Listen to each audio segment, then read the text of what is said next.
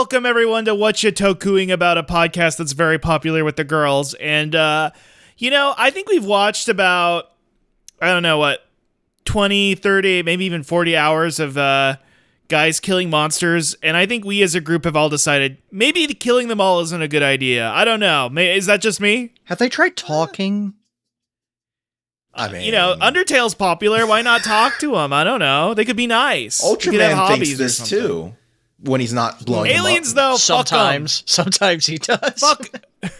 Fuck aliens, except if they're circus performers. Anyway, I'm Russ, your friend and host, as always. With me are my friends and co-hosts, Hunter and Stix. Thank you for being on again. Yo. And what's this? Is that a fort? We're three titans of light. We're big ass statues that are standing out there. Posing. We got knocked over a while back though, so we need to get a replacement in. That's right. Kero is the fourth Titan of Light. Thank you for coming back on. You people need to be nicer to the sky form. Okay, come on. After all it's done. Hey, wait, he had a moment, and then it was pointless. He ran around. Yeah, he ran around, and he did a blast, and he killed the monster in a way that didn't look like it killed it, but it did, because the episode just kind of ended and assumed it was dead. Guy who has Sonic the Hedgehog feelings. Yes, he was blue, and yes, he's useless, but I love him. He's my friend. Thank you for being on, Kero. We had you back on the Ultraman Zero episodes. We learned about your massive Belial fetish, which, hey, no disrespect. He is cool as fuck. Kaiser Belial specifically. Kaiser Belial's the best one. Hey, he won. Yeah. He won in the end. Belial's in Gigabash now. True. I didn't buy that DLC, but it's not on sale. Oh, I will. I'll get it later. I will. I'm going to.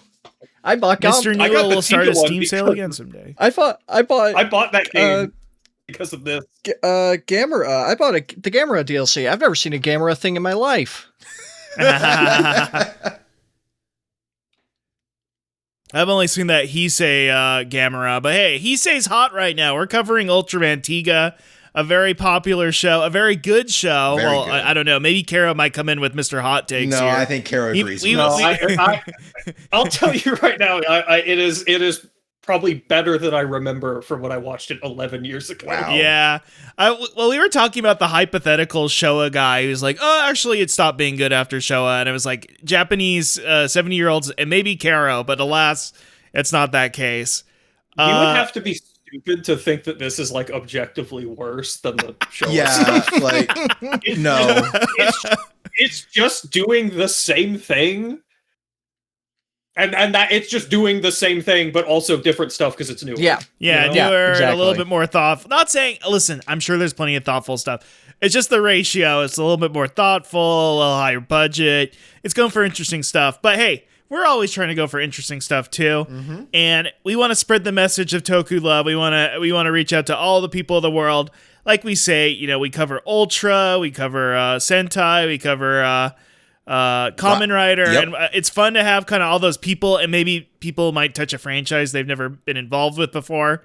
And the way to keep on spreading it and keeping this book club format alive is leaving a like on the YouTube video, maybe leaving a comment. Subscribing always helps. Also, if you have the podcast, or if you have a podcatcher of choice, Apple Podcasts, Spotify, or I think I have it on. Well, I think we have it on Podcatcher too. You can always download it and leave a review. That helps out a ton too.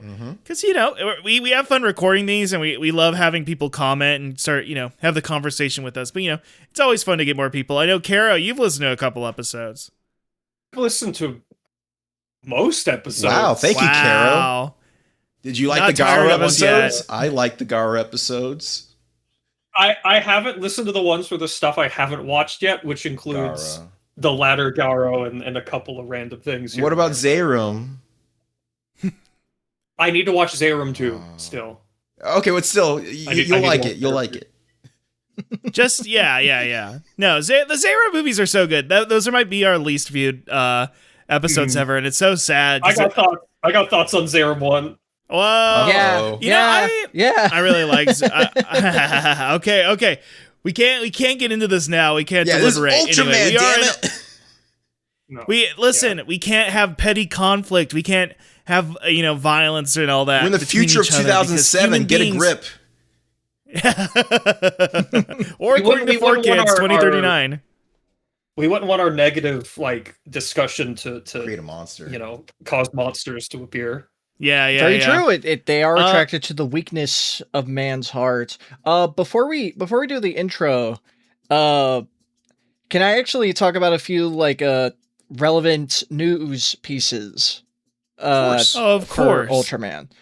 So number one, this completely escaped me when we started covering the show. Yeah, the show turns 30 this year.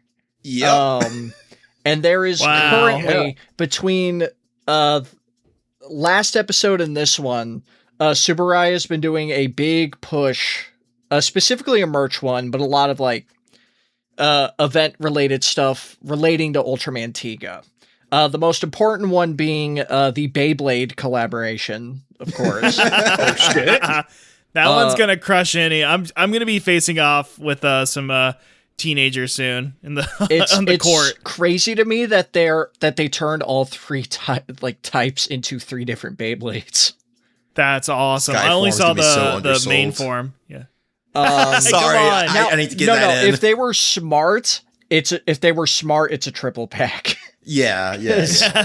From all I know about Beyblade is that the powerful ones tend to sell the most, so everyone would be. Why did Kero just leave the call? Why did Kero leave the call? Sorry, Kero. Wait, what?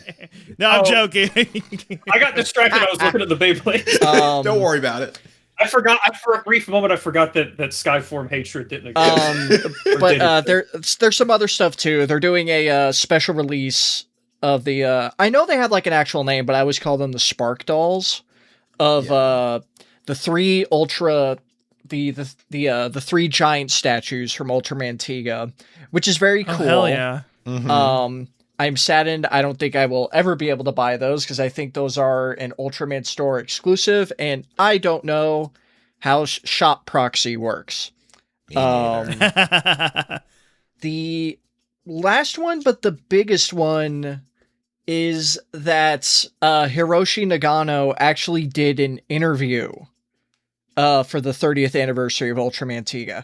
I don't think it's been subtitled yet. Mm-hmm. The video I've seen does have YouTube auto dubbing, which means I have not watched it, and I refuse to engage with that mechanic on YouTube. I mean, just turn it off. Oh, it's horrifying. It's a nightmare. Well, but it's on per video. It's on per video. It is. That's the worst part about it. But again, even if I turn it off, I won't be able to understand it because there's no English subtitles yet. Yeah, of course not. Yeah. And Stix, you also linked a video of Mudokata's actor, Akitoshi Otaki, showing up to an event as well. Yeah, they had most of the Guts members show up in these events. Hell yeah. Just kind of saying, yo, what's up? 30th anniversary of Tiga, 60th of Ultraman, and there's Ultraman Tio. What's crazy? Ultraman Tio's actor and Ultraman Tiga's actor, they linked up for that event. They awesome. They said hello. Need it or keep it. Yep, that's another thing. Ultraman Teo has started. I have not watched it yet. Me neither. Me neither. I need to. I watched the first episode. Is it good? I want to watch the second. I enjoyed the first episode. It's nice to see Ultraman go back to leaning into the kind of Leo-esque, this dude is alone and fucking sad about it, and also fish out of water stuff taken to an extreme that had me my skeleton wanted to leap out of my body to shit he didn't understand how to do and was doing it in front of other people. Oh boy. That's fun. All right. I watch fast food YouTube reviewers every week and people sending singing telegrams every week to unfortunate people, and those people don't seem like they know what they're doing in front of others, so this should work out just fine for me. This sounds like the show I should be watching.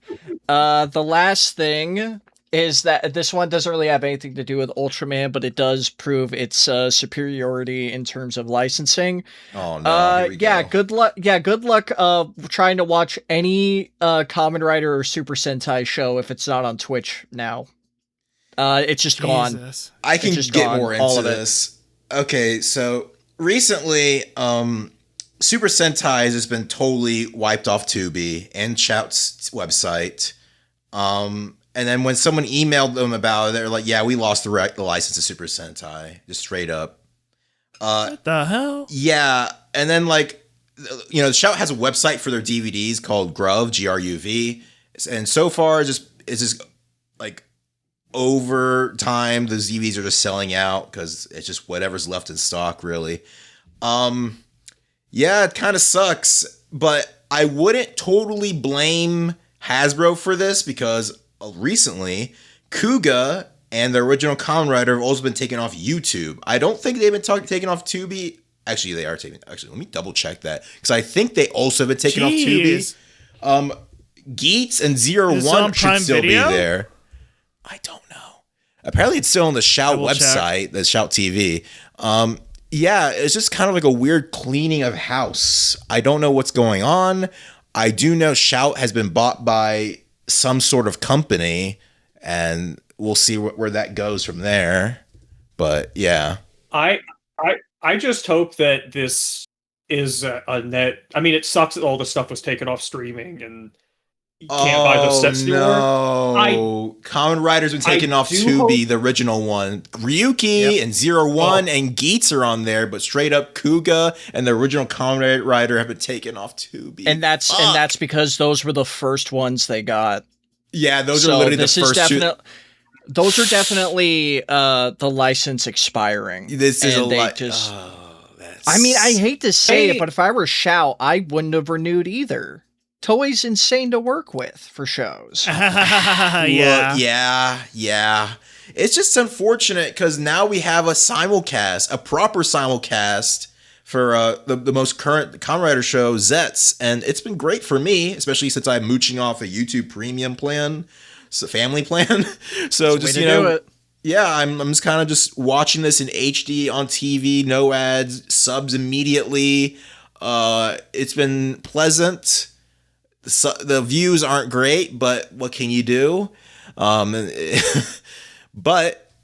I don't know what's the future. They on the announcement tweet on Kamen Rider Global for the next show, Kamen Rider Myth, which we got a first look at.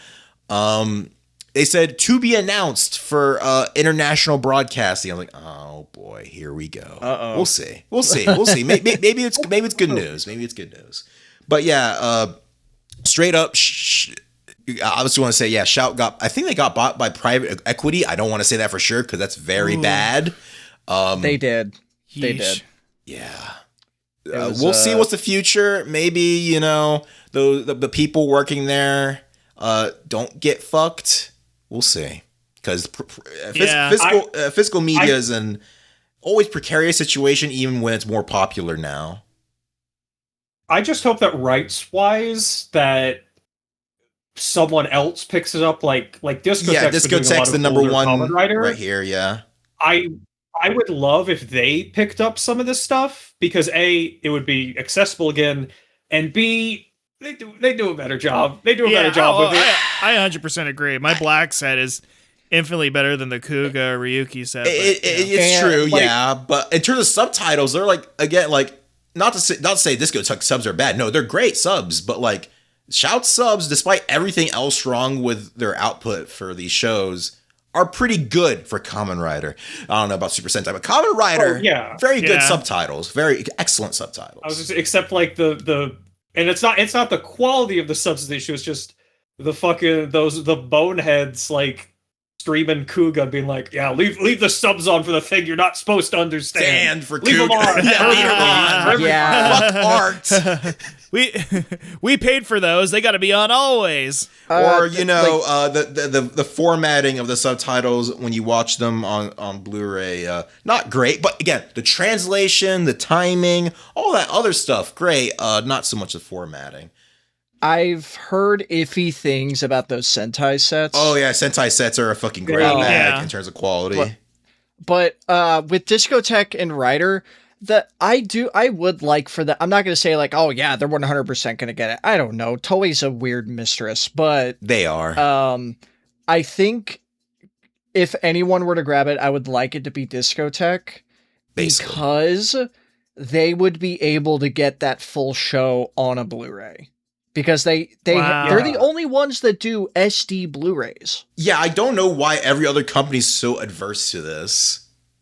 Like, not every show needs to be, like, completely cleaned up. Like, they can be, like, restored and everything, but, like, just put them, like, this is, like, a show from, like, the 70s. The transfers already exist. Toei's already done, like, Rider 1 Blu-rays. Just use that and just stuff them onto these sets. And Discotek sets are already huge anyways. Yeah, especially would be nice for these standard definition shows, like the Super Sentai shows, because those are on so many discs, and it's such a pain in the fucking ass because they're DVDs and they're packaged weirdly. So imagine, like, have you seen the Fist of the North Star standard definition on Blu-ray? They pack so many episodes on each disc with no quality loss. It's fucking insane. So that'd be lovely. I could tell you from experience, the Bobobo set is, like, really good. Like, really, really good. Right. While they're at it, maybe they could swoop in and grab Ultraman 2 and maybe put Tiga out with the actual fucking music on it. Oh, yeah, right. Yeah, no, Ultraman has its home. It's very mixed home, but it's a home nonetheless. Like our Earth. I didn't know about the DVD set. I forgot it even had an English set. Not having Take Me Higher, except the 2 episodes that randomly have it, because they probably yeah, we talked about it. And just thinking about that is so annoying, because it's like, obviously it's still a good show without that, right? But just thinking about watching that show without that song and without the parts in the actual episodes where they use the song is like if you got like a beautiful painting and it's like this gorgeous work of art and someone just like punch the corner of it. It's like, yeah, it's not like so ripped up that like you can't, like, it's still the painting. You can push the flap. It's like somebody like ate some tomato soup and got a few stains on it. It's like they're not huge stains, but they're very noticeable. It's rough. It's like, why did you stain it? You just don't stain it. Just have it be the thing. You fucked it up. It's really rough. I gotta tell you, but I'm sticking with it. I have to. I'm on the second to last disc now. I'm just gonna say there's gonna be a moment in the final stretch that, if I remember it correctly, you're gonna be like pissed off that you're watching a version that doesn't have the actual. I was about to say, Hunter. No, there's like, I know what you're talking about. There's literally an episode like in the latter half called "Take Me Higher" it amazingly. Yeah, no, yeah, I know. Like I know. Yeah. I have made my stance on this stupid ass song very clear. I hate Voyager. I hate them. Even though I like the second opening to Ginga like a lot, I hate their Tiga song so much. I curse Subaraya with every fiber of my being. Anyways, that's the wonderful new segment. I don't know what segment is coming next because this show has completely derailed the normal format of our podcast. Yeah. Well. The Russ cap. I'm gonna switch up the Russ cap. It's no longer it's the Russ cap. It is now Can Russ recap, which is to say, I put down the episode titles. We're going to see if I can remember what those episodes are about. Exciting. Just based on the title alone. I was doing better than I expected, because like sometimes I lose them. So, this is Can Russ recap. Okay, episode 27, I Saw Obiko. This is the one about the guy who's the Oni, or ghost? He's a ghost. Something like that. Spirit. Yeah, and he watches over the town, and they have Gegege no Kitaro gags, and then it ends with a tearful scene about how Japan's changing and nothing can stop it. And it almost made me cry. Great episode. This episode has my favorite use of CG ever, and it's right at the beginning. When the guy gets sucked into the ramen pot, it is the funniest thing I've ever seen in my life. It's good as hell. Oh, my favorite that might be a compositing thing or a CG thing is the shot where it's like you see a close up of Ultraman Tiga, and like there's like in the background is the town, and you think, oh, it's just a normal shot, but then the shot changes subtly in the background to show like the older version of the town, and it's like, oh, that's what they're doing. Oh, yeah, Okay. I just liked all the fucking goofy gags. Oh, it's a lot of and there was goofy some- gags. It's a very fun episode. Yeah. I had one note about this one, Mhm. which is just kind of an interesting fact about the actor who played Obiko, Shoichiro Akaboshi. Mhm. He's all over a bunch of other Tsuburaya stuff and other series. Most notably, the thing I kind of recognized him from, he plays Black Directive from Leo, but in Ultraman Orb. Whoa. Okay. Oh, That's crazy. cool. So he's like a legacy character, but not the guy, but he is Yeah, playing The that actor guy. is a No, that legacy guy- that's crazy. actor. That guy would be very, very old by the time. Oh, yeah. Okay. All right. Episode 28, One Vanishing Moment. This is the one where, what is it? Yazumi is chud-coded, but he learns the power of love from Shinjo's hot sister. Yes. Kind of. Sort of. They Sort hold of. hands at the end, like to help her get up or something. I don't know. Right. That episode is okay, amazing. I'm just gonna say it out there. That Yeah, no, episode it's good. is fantastic. Yeah. Very cool. It's very good. I It's very can. good. Okay. You want to go one by one, or is gonna quickly go through these? I was just going to go through these Okay, as a okay, recap, yeah, and then it's for the we can best. go through them one by one afterwards. Yeah. All right, episode 29, Blue Knight's Memory. This is the one about the lady in the band, and Shinjo is mean, but then he's nice at the end. That's how you remember it. That's how you remember that. A lot happened. And she did. Oh, and then they had a weird ending where it was just like one of the Twin Peaks: The Return's music performances for a song I didn't find particularly good. No, he gets possessed. That's what it was. Well, he was possessed. Yes, okay, that's he was why. mean. Okay, Monster Zoo, episode 30. Reina has difficult feelings about monsters, and she has to save a cow. Episode 31, the attack guts. You go back. You completely fucked that one up. Let me do that. Let me do that. episode 30, Monster Zoo. Daigo gets cummed on. That's true. I forgot about that part. All right, episode 31, the attack gut space. Hori gets cummed on. No. There's an evil slime, and it's actually a malevolent AI and AI nanobot machine, and Hori is nice to it. Hori is nice to like everyone. Hori loves getting tricked. So many fake friends, dude. And then they have yeah. So There's a then demon in Ultraman a has to blow up computer. the. It's tough being a Christian. Yeah. All right. Zelda's point defenses. Ooh. Fuck it. Can I This give you a one's- hint? What? Give me a hint. Wait, Yes. you- Yeah, I This thought one you has were the going parrot. to The parrot. Damn it! Sorry, that's a hint. Parrot. I wanted to say bird. Oh, man. fuck, that's better. Yeah, you're right. I'm sorry. I ruined it. Oh my Sheila- god. What? It's The Sheila key. give you some more. Sheila. The guy, the gas.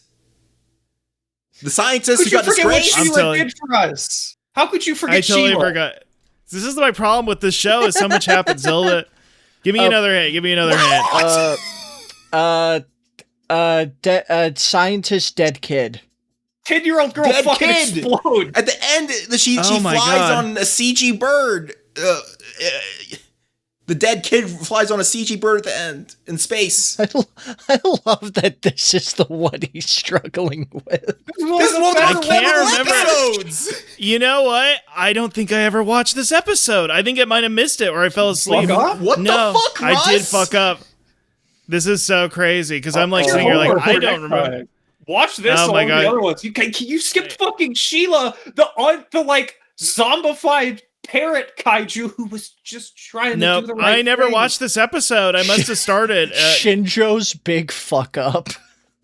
Yeah, I'll be real. I was like, they didn't really give Shinjo a lot to do in this part. I guess he had to cover so much in the first core or whatever. I was wrong. Okay, well, folks, I will be catching up in the future because I swear to God, I've never watched this one. This is crazy. Vampire City. I do remember this one. This one's very good. This is the one where Monokata is actually as a hardcore grizzled background of darkness and despair.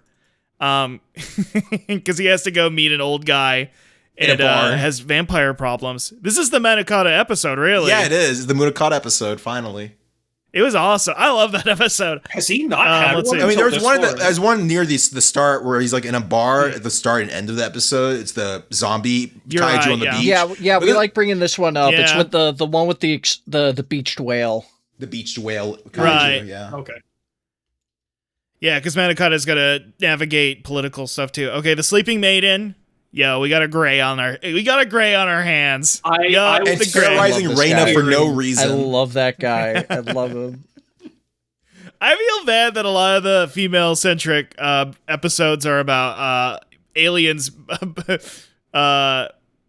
annoying women, but goddamn it is entertaining most of the time. They're just getting like Someone watched X-Files the movie. It is really Yeah, funny that like it took this long for like for Ultraman to just get a regular gray alien.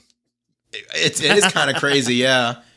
I haven't seen the movie, but I guess spoilers. The new Spielberg movie, people got really mad because they used like classic grays.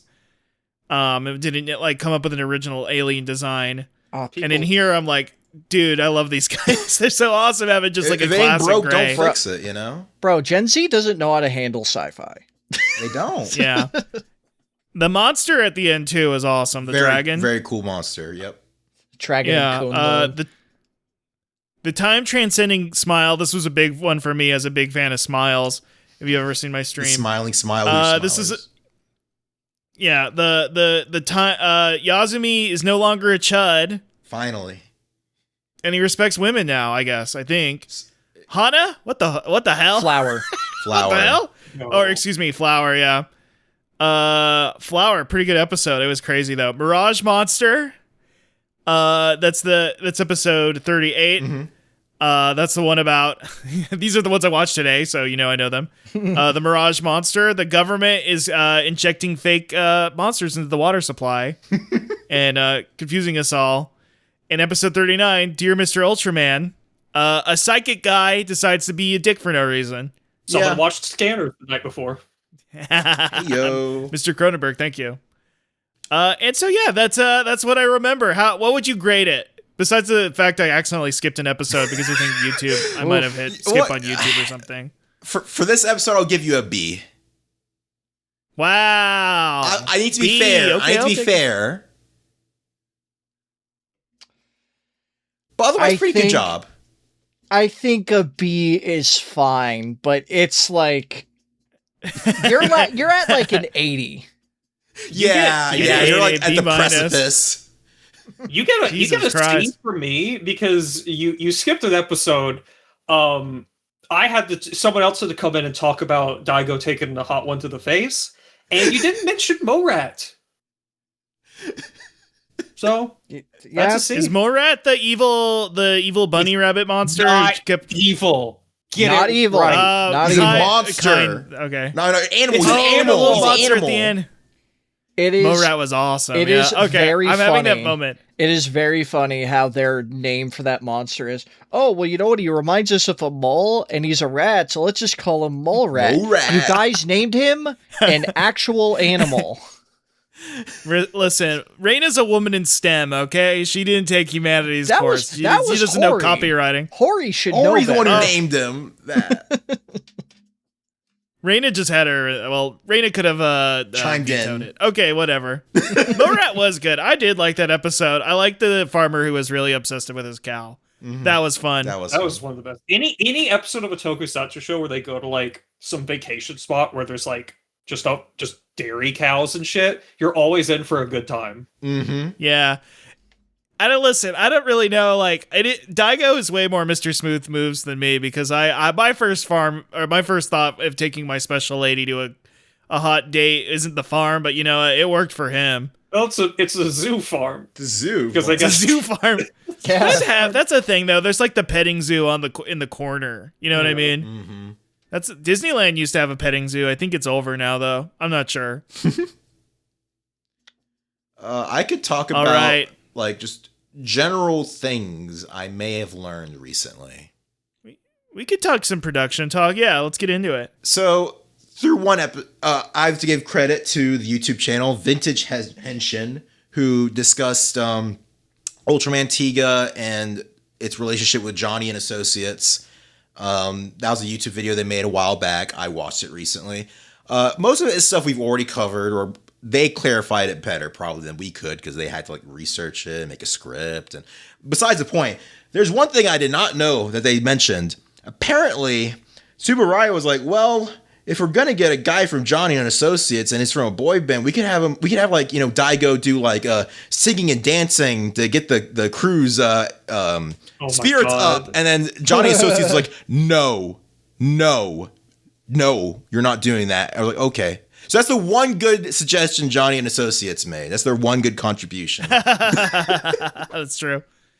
No. We can't put that for free on TV. Somebody's going to pay a ticket. Like, they're not opposed to the idea, but they're like, just for cheapskates. artistic reasons, we're glad that didn't happen. No, for sure. It's crazy when the evil corporation makes the correct artistic decision. Like, it happens Yeah, but from they time did. to time, and it's always crazy to learn about. Mm-hmm. And another video, this one's by the YouTube channel Blue Nova. They did a video. They've done a lot of Ultraman videos. One of them is the one on Tiga, and this one mostly focuses on the director. Let me get his name correctly. Kyota Kawasaki. He's directed a good handful of episodes for Tiga so far. So far, it's been the Beached Whale Kaiju episode, and also the first Clitters episode, one with the Dark Cloud, and you know the cannibal kaiju. I love that everyone calls them Clitters now. Thanks, Hunter. Cool. It's your fault. And don't blame me. Blame the Tsuburaya subs. All right, and then Clitters. he also directed the episode where Gazoto is there, and Shinjo's sister's boyfriend dies, and then the next one he did was Sakuna, the one with the samurai, who's a fictional samurai. That was a good episode. Very, very, quirkily directed. Very and then pretty. the other two, actually the last four he did are in this batch. Oh, I Saw Obiko, One Vanishing Moment, and then finally the Mirage Monster and Dear Mr. Ultraman. So that was his last episode for Tiga, but I think he's made a good name for himself. This guy. Yeah. Lots of interesting editing choices. Lots of like cuts to music and stuff, which sometimes is kind of corny, but they did a good job with these. Right, and you could tell like he wanted to be almost like a Jisoji just for this show, like its equivalent, which is funny because then we did get just Jisoji finally as a director. And then he has the very interesting role of being probably like the only person to direct and write his own episode. And the only episode he wrote was the one he directed, episode 28, One Vanishing Moment. And that is a very special episode to me. I think is really well done. I think it's interesting how he writes these characters, and like maybe it's a little bit out of character. It might be a little too one-dimensional in a few places, but I think it brings the theme home. And I think the conversations with Daigo and Rena are very resonant and just makes you think, really, in terms of like, oh, these two are kind of like, I guess they're kind of just characterizing these two as the most, progressive or just kind of like most thoughtful members of Guts just for this episode. And then Rena just kind of takes that role for the rest of the show, it looks like, of just being the thoughtful one. Starts? I think that's the first episode where she's kind of like, hey, we should probably be better about should we fight the monsters or not. I think that was like the first episode like that, I think. Otherwise she's kind of just there. I think the seeds were being planted, but that was like one of the first ones where they're like, hey, we should maybe chill out a little bit. Maybe not go we don't need to fight all the time. And maybe not have needless casualties. That episode was interesting to me because like in my notes, I made a point about it, very positive, that the whole episode felt a little bit incoherent in its messaging, but it was clearly still like it was kind of an incoherent message about violence and humanity and like proliferation and militarization, but it still completely hit despite being all over the place. Yeah. I think there's a thing to be said by because like literally like Rena like hypothesizes the Clitters left because they fucking hate us. That's why they left. So you don't even have to like deal with this dilemma. Now. I do want to see. This is kind of there's this form of characterization that this doesn't really have this kind of relates back to this episode, but it goes with like Ultraman as a whole. There's this conversation to be had that like, oh, Ultraman doesn't always want to fight the kaiju. He wants to like find a way to coexist with them. He wants to do this. He wants to do that. The problem is that like, it is something I believe. And I do think that that is a very common theme within Ultraman itself. The problem is that due to the nature of the show, the kind of show that it is, Ultraman typically has to fucking kill this guy. No. That is one of those. When you have, when you really like show that type of messaging, like right in front of the viewer, it can get a little muddled because of like what will become before this episode and what will come after this episode. Right. And I would also argue that making the focused kaiju the clitters was a mistake, because our literal first encounter with those creatures in this show was Gazort saying, "Oh, I don't want friends. I want to eat people. I want to eat my friends too. Yum yum." I would have maybe made a different creature.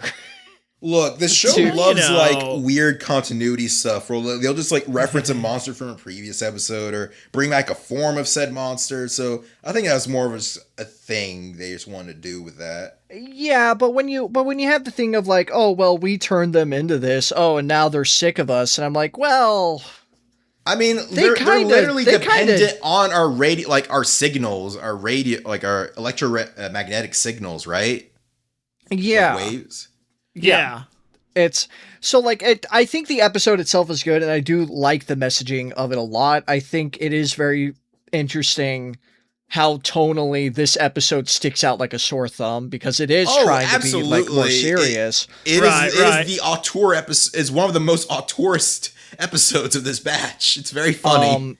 But when you overanalyze it a little bit, it does kind of get iffy and mixed up with itself.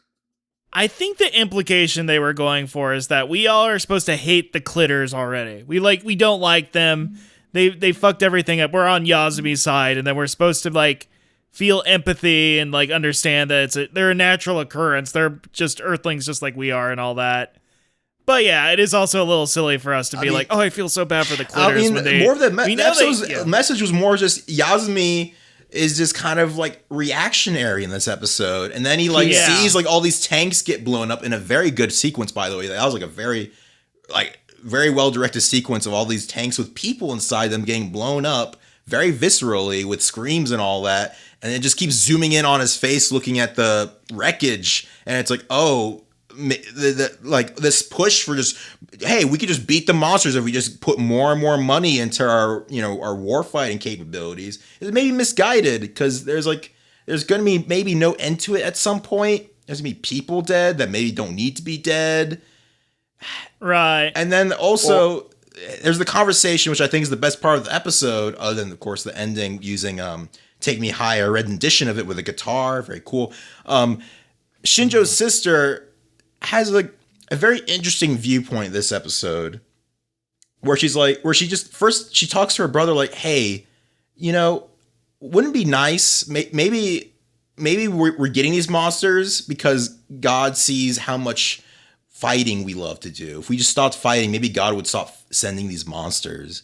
And you think that's weird for her to say, and then you realize her boyfriend was killed by a monster. And that's kind of like the role that's kind of like the idea she took from that. So I think that was a very interesting bit of continuity of how a character can change between episodes and how they might, internalize things. An interesting link too, that was also a Clitters episode. That was also a Clitters episode, which again, a good form of continuity. And of course, again, the best part of the episode is just her talking down the fuck out of Yasumi. That was funny as hell, but also really well made. Where it's just like, Yasumi's like, well, I could have done this, and while she's trying to treat him, and it's like, have you ever fought a war before? Have you ever done that? have you ever been on the front lines before? There's It'd be awesome. It'd be good if I did it. And there's a very so good spoiled and like whiny. I win. there's a Or there's I a die. there's a very good scene where like during like after all like the fighting happens, like Mudokata just looks over at Yasumi and he is just actually cowering Behind a car. Behind the Sherlock, just like holding his gun. Yeah. Very I wonder like if this specific episode was inspired by like any war films. I wonder. Like that the director saw. Maybe. I just think it's just really cool how like, oh yeah, we're gonna change the tone of the show to mess with Yasumi as a joke. It's funny though, because like the rest of Guts, they aren't like pro monster or anti monster or anything. They just see it more of as like their duty or just a job. They don't have any emotion more so put into it for that particular episode. It's more of like, well, we got to do what we got to do. And even Hori and like Shinjo, there's kind of like, well, we gotta. And then Reina, of course, Reina has her bit, and then Yasumi tries to be a little bitch about it, but it's funny just the different characterization just for that episode where everybody just kind of like has the mindset of we're trying to do our job. I'm just doing my job, And then Yasumi just kind of sticks out like a sore thumb, and then Reina's more the idealist one, and then Daigo joins her because of course. I don't know. It's a very interesting episode. A lot of great editing, a lot of great use of music, amazing shot choices, really cool stuff going on there. I don't know. That's like probably one of my favorites, period. Yeah, I mean, I do like that this stretch of episodes and that one too. I think Blazar, I thought was like, it's so novel to see an Ultraman show where they like call out the machinations of having like a monster defense force, but Tiga kind of does it in an interesting way. It does it constantly, it's not honestly. It always like, talks about the bureaucracy of things and like different levels to the management and, Yeah, where it's like, is Guts, I mean, we go into it way more. The second to the Mirage monster. Yeah.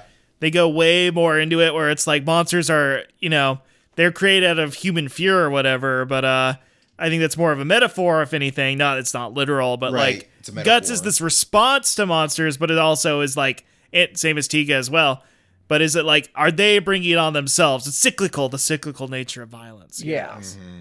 One vanishing moment being the second episode in this batch kind of solidified because like I forget if I mentioned at the start, I have seen this full show through before, but it was 11 years ago. Mm-hmm. Second time seeing any of it. This being the second episode, it was kind of like, oh shit, this is a much better show than I remembered. I remember it being very good. Yeah. And then it was... Go ahead. I was just going to say, like, so far I've been blown away with this show. Just, like, the quality per episode and just, like, so much shit happens in all of these episodes. I swear, God, yeah. There's, like, 1.5 to 2 hour long movies worth of plot happening in these, like, 25-minute shows. It's crazy. I don't know how they fit it in. It's insane. You could say that about the next episode, A Wider Shade of Pale, which is the most Chainsaw Man pacing episode in this whole batch, in my whole opinion. I don't know. There's something about this episode that just didn't work for me. Wait, which the Maya episode? Cruz The Maya Cruz episode. episode, yeah. The one where, Shinjo gets possessed by a ghost alien and meets a rock star, and the rock star was an alien that possessed much... a little girl who got killed in a car crash many years ago. That episode is I don't have a ton of notes on it, but like just a kind of interesting aesthetic thing at the start when they first show the kind of concert happening in that club. Mm-hmm. Something about the way they filmed it reminded me of a kind of similar scene back in Ultra 7 where you're seeing like what was that? Was that like late 60s, early 70s? You're seeing like that late 60s, era, like late 60s. You're seeing like late 60s, like young people in a club just like dancing to music, and it's like it's such a time capsule. Mm-hmm. And the way this was shot reminded me of that moment. Couldn't tell you what episode I'm thinking. That reminds me of early just... Kamen Rider, the first Kamen Rider similar. show where they show like go-go dancers and shit like that from the early 70s. I awesome. know, Kara, I know exactly what episode you're talking about. I don't remember what happened in it, but yeah, it does have like that kind of that same vibe. That goes back to what you were saying earlier, that like, yeah, this show is actually doing like Showa era stuff still. It just has like that 90s like gloss all over it. They're thinking a bit more about it moment to moment. They've had decades to refine their craft. It feels a little less cigar chompy moment to moment. Yeah. Even though Tiga's still got to fight the monster at the end, there is a concurrent theme of, going off the last episode, there's a consistent theme of, oh shit, it didn't work out, but no matter how many times it doesn't work out, we still have to keep trying to be peaceful and good. It's the classic Ultraman thing. Keep trying, no matter how many times you get betrayed. Keep trying. Yep. Right. Yep. But yeah, that episode, there's too much plot. I mean, like, the part that really got me was the end where like the guy gets shot by the alien. Well, Shinjo, possessed by the guy, gets shot by an alien. There's like a hole in him, and then the ghost leaves his body, and the hole gets closed up, and then Shinjo's fine. That scene where he gets shot, maybe the worst bit of action directing in this entire stretch, because it's really 100%. Like the guy points his gun and it takes so long for like he's not like it's just so slow between pointing the gun, I'm gonna get in front of it so Daigo doesn't get shot, and then I get shot. Daigo's so unreactive. It's so weird. Daigo actually just does not react when Shinjo gets shot. It's like, bro, you're Ultraman and you're only with aliens right now. You can do. I mean, granted, we learned after that I forget the name of the character, but the guy being possessed was aware of what was happening. Yeah, so Shinjo was aware. He was just kind of like saw it as like a weird dream to him after he woke up. But even still, you could have just had him. You need to show him attempting a little bit more than just kind of standing there like, oh, what? Dude, if I was Shinjo and I woke up from being possessed by some guy, I would just look at Daigo and say, "Hey, how come you didn't like do anything when I was getting shot?" Hey, you didn't like that guy. That guy like just died, and I could have died. For some reason, I'm alive. Hey, bro. Thank God. You didn't even look upset, man. Did I do something? That's the episode where it felt like literally like Tiga literally just like popped up and shot the guy in the back. I forgot about that. Yeah. It was so quick. It was like the 30-second. That surprised me. It was like a sub boss. This is one of those episodes where I really wish that like more of these shows had the courage and the ability to just be like, you know what? No giant monster fight this week. We're doing something else. Yeah. God, yes. Like the vampire episode's another one of those where it's like, this feels forced, guys. Like the problem was resolved, and then suddenly, right, we gotta have a giant monster fight. It's kind of crazy to. I've seen people say they don't like the show very much, but it's kind of one of my favorites. Ultra 7X. If you don't know anything about it and you look at it, it looks like the dumbest, edgiest shit, because it's like, we made a new Ultra 7 and it's for adults. And we watched Garo, we want to do something like that, yeah. They're dressed like Matrix characters, they're investigating like I said, fucked up mysteries. That show takes the this is for adults thing to the direction that more tokusatsu should, because instead of that meaning it's got blood and murder and their titties around all the time, it's like sometimes they don't fight at the end because there was no reason to. Wow. There's multiple episodes of that show where it's just like, oh, this alien isn't a threat. Misunderstanding. Wow. Let's just I will transform and fly with you as you fly out of Earth to just wave you off. No fighting. There was no reason for it. We just had a little storyline and explored the characters. Neat. And it does it multiple times in like a 12 episode run, and it drives me crazy that of all things, that's what does it. Nothing else really does that. Yeah, there's a very big problem with shows like Tiga, where it's like the concepts themselves are so interesting within like the episode, but again, because of the nature of what like Ultraman Tiga is, he's gotta get big. You've got to see the suit. It doesn't matter how quick Tiga packs the guy up. He has to show up. Yeah. It's annoying because it would make all the other times he does that more exciting if there wasn't the 100% guarantee it will always happen. And this is a universal tokusatsu genre problem. Yeah, this is a problem I think Sentai's been struggling with for a long time. And we can get into the Kamen Rider where it's like, oh, we gotta have somebody blow up at the end. You gotta fight somebody and have them blow up, even if it's a little morally dubious to do that. I don't know. Like it would just be so great if like sometimes it didn't escalate to the big fight, sometimes they didn't need Tiga, but the show's like inching towards that with Guts being so involved. This could have been called Guts Tiga with how involved they are. Yeah. Which is a great part. Which is a great part of this. I love that part of this. Yeah. It's both a good, like, better realization of these kind of defense teams from the older shows, and it's nice going back to it after watching so much more recent Ultraman where the characters are living out of their fucking car, being like, "Oh my god, they have a base and they have jets a budget and like tanks.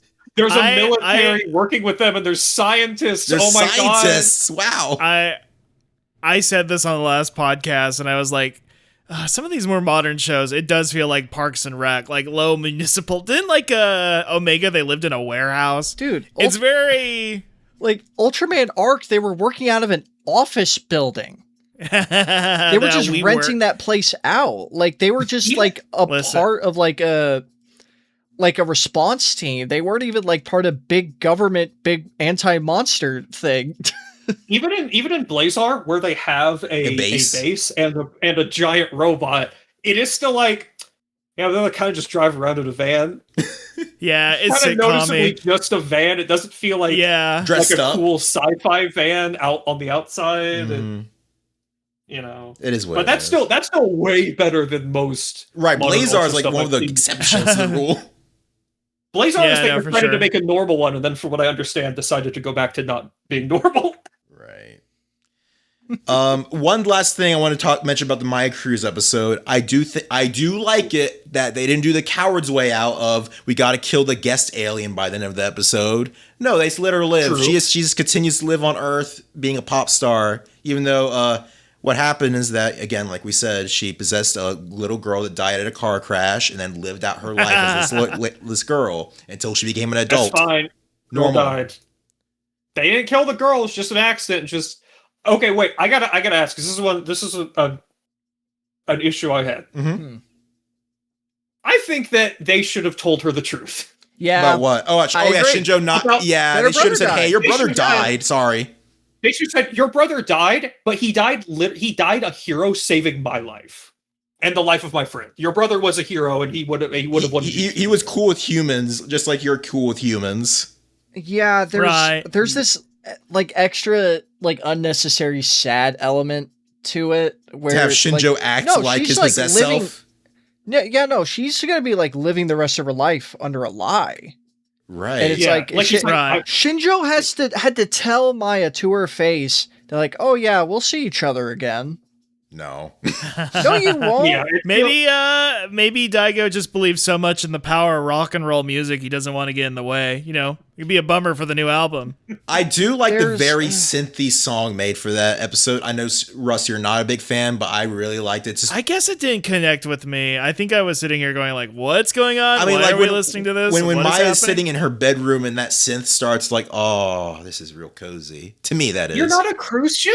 Come on. You're not a Christian. I'm not a Christian. I love they made that joke where it's like, oh, Christian, right? And then Hori's like, no, Cruise Chin. I'm not a Christian. That was a good gag. The best part of that gag is when they go, "Oh, Hori, are you a fan too?" And he turns around the clipboard he's holding. It has like a picture with an autograph on it. Yeah. He doesn't say anything. He just turns it around. Yep. Daigo is a goofball. His characterization comes through as like a guy who's like barely conscious of the world around him, but you gotta respect. Speaking of music, we will learn his tragic backstory, which is truly quote unquote wild backstory. Yeah. Go ahead, Kero. Speaking of music, I wanted to mention something up front. There's no good spot to mention it because this would have been a first Tiga episode thing. Mm-hmm. I think that Eurobeat should have just become Ultraman's thing for a while, and I hate that it didn't. Yeah. So true. It would So have been true. a cool, like, part of its identity to be like, oh, this one they use Eurobeat for their theme songs. That's kind of cool. I mean, Like, it's so iconic in Tiga, it feels like they should have just kind of. I agree in the sense done it that for, like- I think Eurobeat's a very cool, cosmopolitan, internationalist music genre. So I think that represents Ultraman very well to represent all of humanity. Because Tiga tries to do hey, we're all on Earth, let's show different nationalities. This isn't like a strictly Japanese problem. Like, I forgot how much this show is very showing, like, that Guts is an international, or I guess the TPC. TPC is a very international organization. I forgot. I thought mean, it was like later shows that went harder on that, but it goes pretty hard on like showing. They kind of did that at the start with the first Ultraman. They had like UN meetings and stuff, right? Yeah, like but it was much more occasional. It was like, there's a white guy this week. Yeah, but this time it's more Yeah, consistent. true. Yeah. It's more but they consistent at least with this establish in like the original Ultraman that like, oh wait, yeah. the main branch is in France. Yeah, Which and is I thought very that was funny. interesting. Yeah. I also they should have kept doing the cool math textbook eye catch. Me too. They should have kept that even Yeah. into the 2000s. It's like, yeah, we keep this, like schools keep these are old textbooks from the 90s. Much like how they keep doing the like stylized wonky silhouettes for title cards, they should have kept doing like weird math textbook looking eye catch. So stuff. true. No. Yeah. I have no clue what that does in Japanese broadcasts. If it's purely like if it's just an eye Sponsor catch, they'll literally probably. like catch somebody The sponsor flipping through message channels or whatever. It's the sponsor message. Okurishimasu. Gotcha. And now But yeah, it's just, so aesthetic. they'll just throw up like a random just like GIF of the show. Just Yeah. throw some. R.I.P. That's sad. Let's move on to the Monster Zoo. Oh, I love the Monster Zoo. Monster This is Zoo. Any feelings? Very Rat. funny ending to the episode. one of my Yes. favorite episodes of this batch by far. I just really like the idea of kaijus are just giant animals at the end of the day. They act like animals, but because they're giant, we have to kill them because then they'll ruin the economy. But the economy. The economy being brought up was very interesting. They mentioned that in Gavandon in the original Ultraman, where it's like Gavandon's doing nothing, but it doing nothing is disrupting the economy. We have to kill it, sorry. But then Ultraman flies it to the sky so it doesn't get killed. Isn't that nice? Here, Morat is just such a good design. It's so cute. And maybe it's kind of a cop-out to have the episode that focuses so much more on monsters as just animals be kind of a cuter one. But it's so cute, and It's I wish so it had a more recent doll than the like $30 ancient when Tiga was coming out, Sofubi. Oh, that's the only one? That's it. I think there's like some little miniature. That's the only one that like looks any good. All right, Bandai, it's the It's 30th time. anniversary. You know what to Morat do. should have been used 10,000 times. I should be sick of seeing Morat right now. I know, right? But also, again, the end of the episode, Tiga uses the most crazy power. He de-kaijus the kaiju into a harmless little guy. So cool. Yeah, that's that's something that I brought this up before, but an aspect of Tiga that I really love is that this dude is just doing whatever. That's a classic Ultraman thing. He's It's a very God. Ultraman He's thing in God. general. Well, yeah. But But like this what one's was really the- glaring. Which episode was it where Tiga just just started like glowing hot red? Like he just increased his body temperature. That was episode 29 with the tanks and the Chud Yasmi plot. Like, buddy, Right. you get grabbed all the time. Don't worry. You haven't about it. thought to do that before? He It wasn't wouldn't even have worked. Hey, it wouldn't have worked the other times. That's Look, why this did it time he that had the support of his friends and loved ones, and a cool insert Yeah, song now was he will playing. never do it again. He ate a big pepper that day. Daigo ate a big pepper that day, and it was too hot. He doesn't want to eat it again. Listen. Didn't we talk about on the last episode that like all the children of Japan brought out flashlights to shine it on Tiga, and it was Yeah, like, that has just that ever worked. happened before? I read that the writer or something said the intent there was that it wasn't literally the light healing him. It was like the fact that people were trying to do that meant like their Aw. thoughts and their Yeah. encouragement gave him strength. I'm okay. sure, because it's like, It was it's the not will like of the people. Ultraman gets depowered at night. Yeah, Like, he's that's not not how like- like his stuff works. It's not as Yeah. literal as Superman, where it's like, but at the same time, his color timer is limited because he's on Earth, I guess. Y'all mentioned the farmer in that episode being like great. Like that guy is a lot of fun. It's a lot of fun. It's cool that they're just like milking a real cow. Yeah, they just milked a real fucking cow for that episode. They would not do that today. No. And they especially probably wouldn't do the like close-up facial shot that Daigo got. Don't worry about which it. makes me think that, I can't believe Johnny Associates got away with that.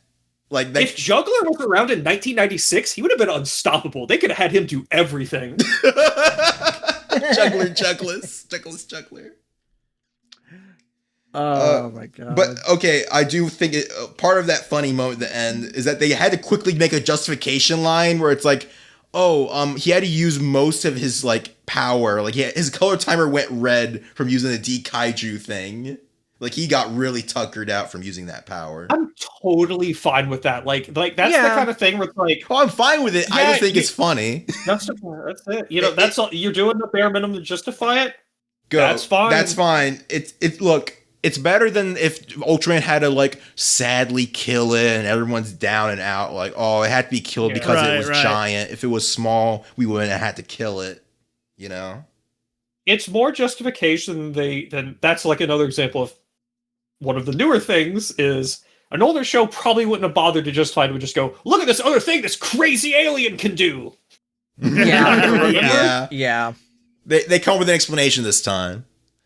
Yeah. Okay, next episode, another favorite of mine, Guts Base Under Attack. This one's crazy.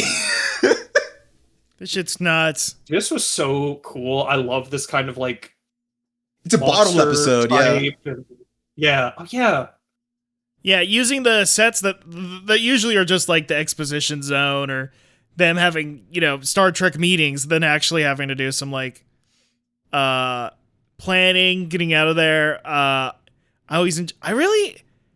Hori's kind of my goat in this series, I think. I love this guy.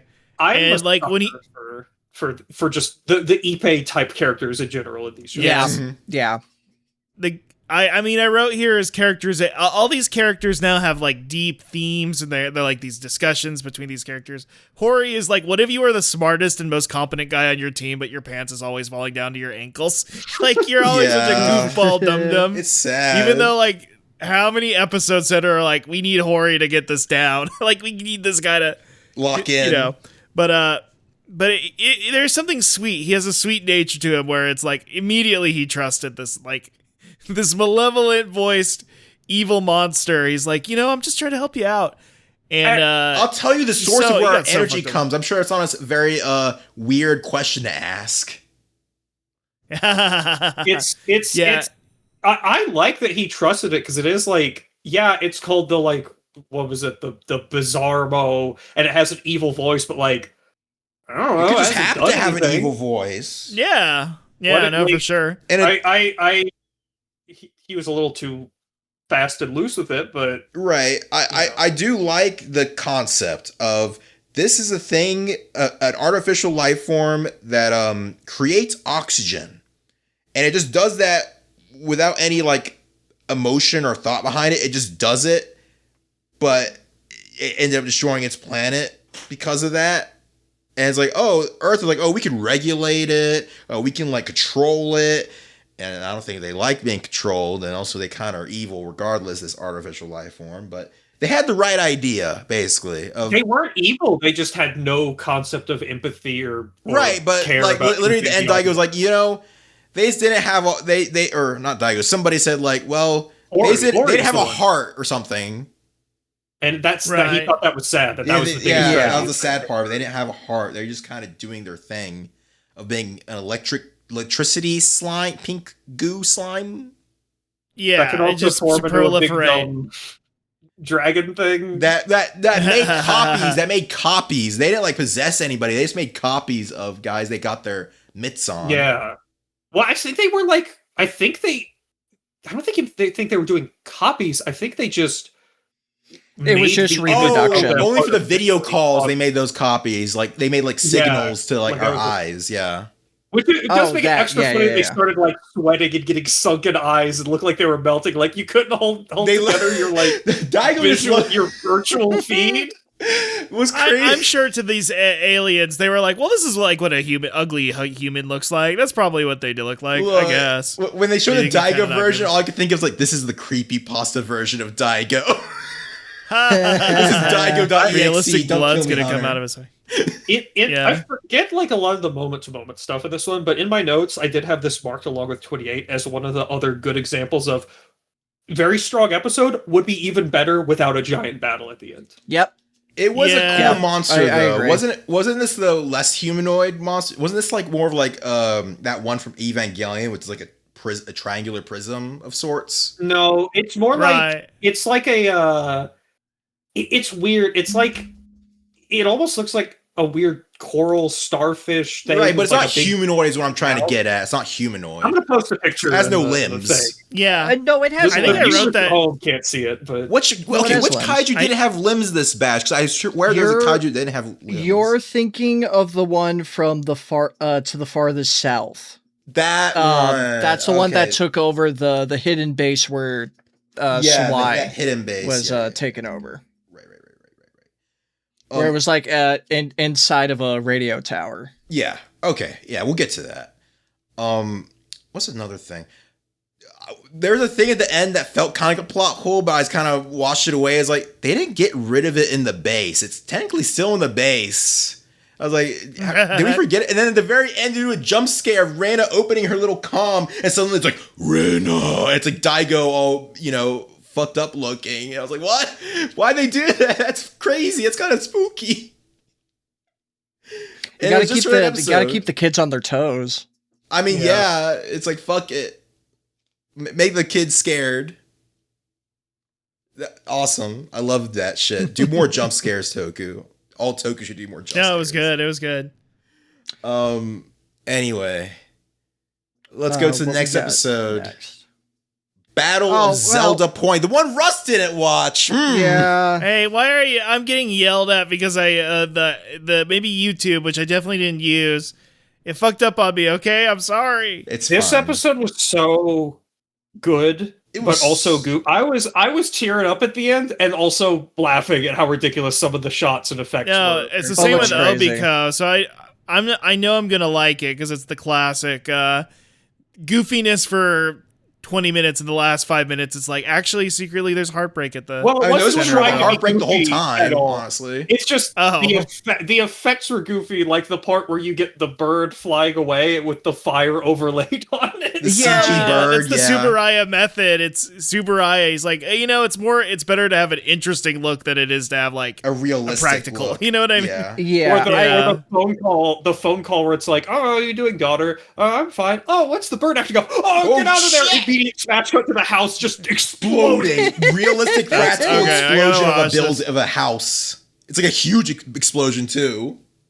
It's like that part in The Godfather in terms of just how fast it's like the Poltergeist house explosion is what it made me think of. It was great. Then you get Sheila. Sheila, the parent. We love Sheila. What Sheila. A cool design with being like undead, mutated, not able to keep, like, it is actively dying while trying to achieve its goal. Mm-hmm. I was like, why did it live but the girl didn't? And then I realized, then they show that like the new version of the flashback where the bird flies out of the window because Sheila threw it out at the last second to save it, and like it's a green screen on top of the explosion shot of it flying away. I was like, oh no. Well, on fire. on fire, by the way. It was on fire. Sucked up that gas and it turned into a. And I love the reveal at the end where it's like it wasn't trying to destroy the base like as revenge and like get the gas everywhere. It was trying to like blow up a tenth of the country. Yeah, it was trying to get the gas out of there. That's why I was going to that top secret island. Mm-hmm. It's even great, like in the fight, like it kicks Tiga's ass and then just turns and walks away. Like it doesn't go to finish him off. Just like does just enough to incapacitate him. does just enough to incapacitate him, and then just turns and starts walking back towards its goal. Like it's it's great. Like, it's great. Incorporate that there. And then the ending is like, they realize what's going on, and the dad dies, and his spirit goes into Sheila and flies off, turning into a beautiful golden bird as the ghost of the daughter rides it into space. It's beautiful. It's like Michael Keaton, Jack Frost, but with a bird monster. I'll be watching this soon. I'll be checking this out. It's a good episode. I like that it was. I don't know why it was called Zelda, the place they stored this gas that should not have been invented, but whatever. The writer heard the name somewhere. They probably read the Great Gatsby or something. I don't know. They're probably playing Ocarina of Time while writing this. No, Ocarina of Time was November of '98. That's like a good year and a half afterwards. Yeah, well, you know what? Link to the Past was still there. Okay, Link to the Past. Hey, people really like Link to the Past a lot, man. Okay, fine. Okay, next episode, Vampire City. We just have straight up vampires. There should not have been a kaiju in this. They should not have been a kaiju at all. But I thought it was funny. It gave the guest character a moment. It gave the guest character a moment. Okay. Yeah, I'll listen. From a storytelling perspective, I understand where you're coming from. From a character perspective, yeah, okay. Did I like Ultraman fighting the evil bat guy? It kind of gave me back to like Kuga vibes of like nasty bat creature. I don't know. I'm sorry. I'm a simple man. This has the funniest way that Daigo has ever been separated from the group. Yeah. Ever. Yes, I love this shit. Oh just gets sucked into the coffin. He gets wrong warped to a dimension. It's such a classic tokusatsu it's like from an 80s show where like you're taken to the danger zone, and it's like a room with fog and like little props sliding around. Just black room, hang up some fabric, more Toku shows, particularly Ultraman, which was even crazier about this, need to go back to just doing absolutely anything episode to episode. I'm so sick of Yes. Stop having like a plot that you have to inch forward every single one of your 50 episodes. Just give me some random bullshit week to week, and then sometimes the main story happens. I'm so tired of it. This is the problem. This is the problem with modern Ultra. They're too short now. They can't do episodes like this anymore. They got to do the weird, slowly serialized but not serialized plot. Even in modern Ultra, though, like even the ones that are better about being more episodic that I've seen, they still won't get this crazy. It feels like they still have to like rein it in a little bit. Like, oh, well, this would be too weird for the world. But here they're just like, yeah, there's a fucking virus that turns people to vampires, and there's a god that might be a monster, might be an alien, might be just a god. We're literally not going to explain it. Go. We're fighting vampires this week. Fuck you. Yeah, like my thought is that like. Oh, sorry. With like slashed budgets and smaller casts, there isn't like this impetus, because I feel like they were like, okay, we got to do an episode about Monokata. What are we thinking here? Vampires. You know what I mean? Yeah, why not? We're gonna do a ship bait with him and Iruma at the end. Fuck it. Yeah. It's yeah. It's great. But I get why y'all didn't like the giant vampire bat beast, which I even have in my notes. If it was actually supposed to be their god, it's such a fucking jobber. Oh yeah. It just like, it doesn't do anything. I don't think it even shoots a beam. It just does kind of a weird wind attack and then slaps them around until they shoot it with their UV lasers and kill it. I really liked the guy saying in English, "Say cheese." Oh, it rules. I guess I just like it harkens back to like all the old classic Showa movies where they like, oh, we want them to fight Dracula and Frankenstein. I do like Ultraman having to fight a giant vampire bat Dracula type, but also I will contend I do remember them being like, this is your god. Like he seems more like your pet, but sometimes those things kind of. He's just kind of standing there in the void. He's just. I would like to actually the show for a moment, if you guys will allow me. Go ahead. Let me get the exact name of this big bastard real quick. Right. His name is Kuranos. When this dude decided to take a big bite out of Tiga's neck, I think that should have killed him right then and there, because this dude is literally made of light. So true. Listen, That would have been a it's more like, interesting way to end it. I think that would have been a lot of fun. This is my thought here, is Ultraman runs on fighting game logic, and he's just doing his canned grab animation, so it's fine. It doesn't matter. And a good fighting game would have the unique character interactions, regardless of balance. By the way, Okay, calm down, Mr. Bloody Roar. Calm down. Daigo, you got some crappy friends. They just gave up trying to get you out of that coffin as soon as the big vampire appeared. Yeah. Look, the whole thing with Daigo is that he ends up having to be separated, or he gets caught in an explosion to give him cover to transform to Ultraman. It's just whatever. I think they just keep Daigo around because he's a walking crash test dummy in their eyes. Yeah. And they know he'll be fine. He'll live. He's lived so many explosions. I wonder why. Tragic backstory. Sorry, when you learn his backstory, you'll know why he's on the team. When you know his true story, okay? We change your sorry, words. Kero, I didn't mean to interrupt you. Go ahead. I was gonna say, I also liked the guest characters this week, where the guys I have a note about them, my partner, and it's a small thing, but I think it kind of goes hand in hand with just 90s being a little bit more progressive than the older shows, along with the team leader being a woman. Is that it's the guy's partner is just a woman, and I feel like in another show they would have had to make that romantic or something, and it's just there's a tinge romantic at the end. I didn't feel that. At all. I just was you're my partner. I care about you. Oh yeah, in the midst of the episode, yeah, it's more of a work partner thing. I agree. Speaking of which, I like that they didn't kill her and that she just kind of killed herself for her crimes as a vampire, I guess. Great. Yeah. Bursting into flames, being going out on my own terms, fuck it. Yeah, it would, in any other episode, we're oh, we have to shoot you down, we're going to be teary-eyed about it. But no, it's no, I regained sentience. I'm no longer under the curse. Instead of you guys killing me, I'm just going to go out myself. It's great because they describe it like the virus is almost just puppeting corpses in a way. Yeah. But then she regained her humanity enough to take herself out, and then insane dialogue that I cannot believe they had as a way to console him when they're watching the sunset, and it's it's blood red. Yeah, but it makes you feel alive, doesn't it? Like a human. I bet that's how she felt in her final moments. It's wow. Damn. Kind of, it's I guess that makes sense, but it's so creepy. Yeah, she killed herself, but she felt alive at the end. Damn. Take solace in that. One other thing, I like the recurring trend of when an enemy gets a hold of Daigo, they immediately recognize, yeah, you're Ultraman.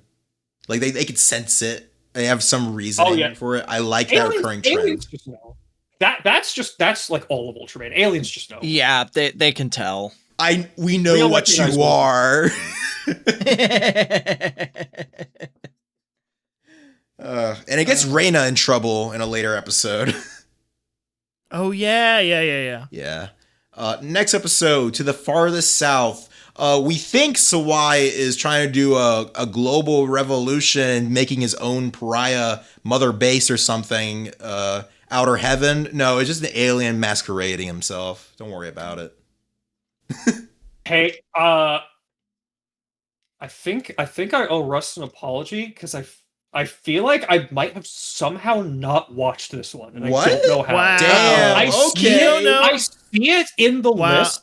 I see it in the list of episodes in my recent files, and I don't know. I'm gonna look it up right now. This is live. I'm gonna skim this. Okay, file. we can talk about it. When you know the truth of Daigo, yes, the mystery of Daigo, the secret. And you want to know what Daigo sets him apart? What got him on Guts? His secret backstory. I watched the preview for this, and I remember being excited for it. And by the time I watched the episode, I had forgotten, and I must have just I skipped to forward one on accident. I now have a point of pride in this podcast, I have officially watched the most out of anyone in this group. Oh wow! Because I haven't skipped any Okay, episodes well, yet. then. I haven't skipped Now, any. hang on. With even with Geki Ranger, one of us didn't watch the movie. Oh shit! Fuck. Ooh. I have seen everything this podcast has to offer. Damn it. I will say, I I have to- shall defend. Okay. I have to make a point to defend myself. I have seen this episode. It was yeah, just yeah, no, of 11 years course. ago.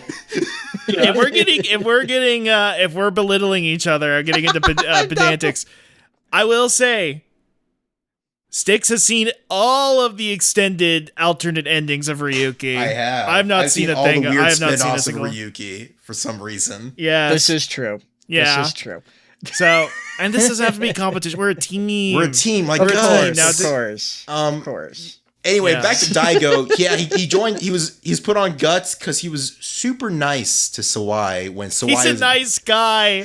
like. He's a nice guy with gray So hair. look, cool. That's how. Daigo was seemingly at part of TPC as just like a guy on the side, like a guy who helps people. I guess a rescue worker or something. Yeah.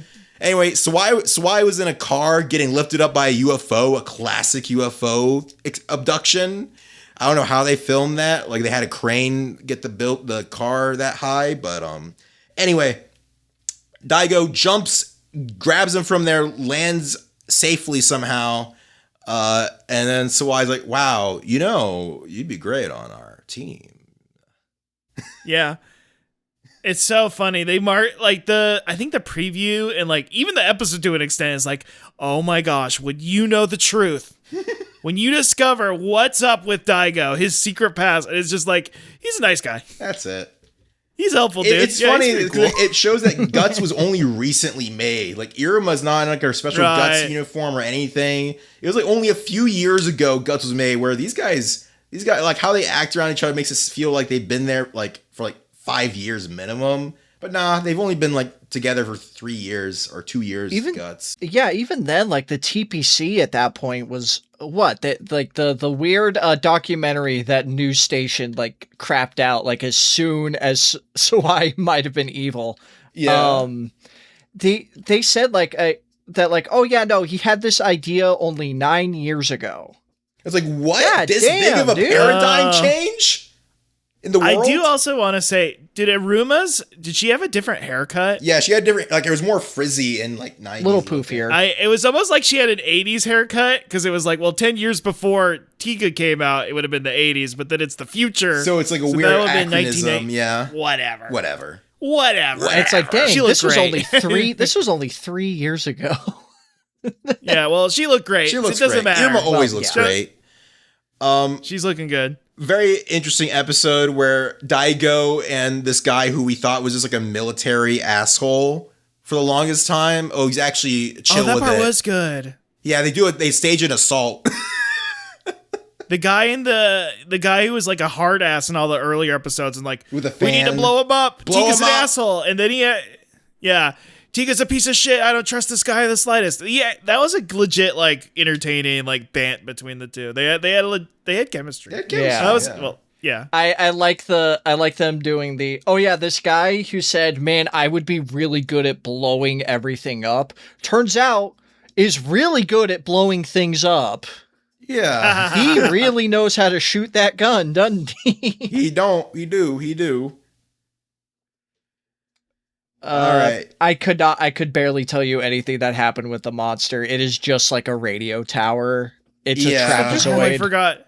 Just It's in a the mo- glance, Yeah, it's a cool design, Very and then you cool kind of watch design. the episode, and he kind of like swings it around like a hacky sack or something. I don't know. He's like a beanbag or something, and then it flies off. I don't remember. Its attack So is this literally episode- like trying to roll into Tiga like a wrecking ball. Yeah, if this episode is about like a higher up at Guts being impersonated, did someone just watch the season 1 finale of TNG before writing it? I mean, there is a lot of TNG in this show and the atmosphere. of it. Oh yeah. mm-hmm. Because that has the whole thing about I would- Starfleet's being infiltrated by these strange, mysterious aliens that are taking over people and making them evil copies or whatever Oh, for the some Borg, big plan. right? Yeah. Oh no, not the Or Borg. not the This is a Borg. completely different thing. Separate This is story, a my bad. completely different thing that I think doesn't come back after that finale. Sounds like Star Trek. I think- Okay, yeah. You want to move on? What episode do we have next? Yay, the little alien. Yes. I We love love This them is when- a gray. He's a little evil being. the only thing. Some of them really, cool. I'll know it when I see him. The only Anyway. thing I really care about in this episode is just like the way that he like keeps warping in and appearing in that. Fucking Funny. Reyna. And then did he actually do the smile in the episode, or is that only in the credits? That's I feel like that just for the credits. That's just for the credits, but it's like the funniest thing I've It's ever so seen. good. It's so good. You want more jump scare Stix? You need to watch that credit scene. It's I'll so watch good. it. I'll watch it. I'll watch it. What was the gag? Okay, I going crazy. This is an episode I watched like at 11:30 at night before I went to bed. Oh, awesome. There's Crazy the episode. Chinese investigator, and he's talking to Hori, and Hori is like, "What an asshole." Or who like what about that ugly jerk? Was it the same actor? Was it the Hori's actor playing a different guy or so? Or would they just look similar? I don't know. Oh no, that scientist guy. That's a recurring character. yeah. He Did I miss it? appeared. He Okay. appeared in the clown troop episode God, you because guys he remember wanted to. everything. He wanted to take the little guy back to the research base so he could examine it. Yeah, and they're like, no, I you can't think take it was the bomb. I think Hori was taking a pot shot at his looks because as we know, all the characters think Hori is a dum-dum who's ugly. So how ironic, but Is No, this the episode that had the like hologram meeting? Yeah, or is that the Sawai? I think it was the Sawai episode that had the hologram meeting, or was it the sleep? Ah, fuck. Which one? No, had the- this I was saw the hologram. this one came after. This is this one had the hologram meeting where they're all with just like the meeting UN and they have members, the with the people. UN members. Yeah. That shit awesome. does so much to to set up the world and build it, and like Oh, yeah. seeing them like, oh yeah, we're making our own things, and you see like CG, Yeah, weird the different French kind of gut swing swing, variant. the I- US gut swing. Gut swing. Yeah, I love that they're all different looking too. Mm-hmm. Like each region has their own specific color to designate them. That's really neat. the detail of like all the different people are like speaking, their language, but they have a translator. They have their translators like speaking over them. That's such a right, fun way for to do the that. audience. It's really It's a cool. very really sci-fi way to do that. That's God, that's such a fun thing. It felt a little Evo with them being like holograms. Yeah. Vaguely, A little bit. Just not so much sinister, but being like, oh, this militarization. The others aren't getting it. They're going too far. I mean, the American one looked like straight up like a B-52 fighter like jet or Yeah. something. Just flying in the Grand Canyon. Yeah. This is another episode which is like, hey, Mr. Ultraman, Daigo, we're going to take your girl because we know you're Daigo, and to make you like hesitate killing me. Haha. Right. That we're gonna possess They wrap her, her in the saran and wrap, make her right? look moist for whatever reason. We are going to make her Yeah. look just sopping wet, and we put her in the tube with us.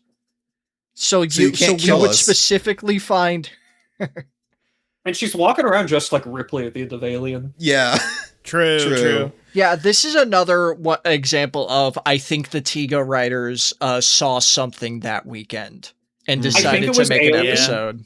And maybe the X-Files movie with the weird alien in a pod, which I noticed in a screenshot I took. I don't know if this was intentional, but on the capsule, it says it's just got like a random acronym on it that doesn't matter, but one of the periods is a comma, and I'm like, did they like fuck that up? I think they Oh, fucked that that's a up. fuck up. That's a fuck up. Yeah. Because that's not even a Crap. translation. That's not even a translation issue. That's just like, wait, how did you put a comma instead of a period on the prop? They just fucked On it like an up. acronym. Yeah, That's crazy. Yeah, that is really weird because like Tiga, like in terms of like using like English. other like English or even other languages, they're pretty consistently like good. Decent. But yeah. again, that's not like a language issue at all. It's literally just you just put like the wrong thing. the there. wrong punctuation Yeah. mark in one spot on a thing that you would also do in Japanese, and it's like, Yeah. how did that happen? I How don't did know. that like? Wouldn't someone look at the prop and go, "Oh, put some paint on that"? What is that? Mark that off. That's definitely a crap. We don't have enough time to fix this thing. You could slap like the tiniest bit of paint on there. I don't know. It would have looked think- weird.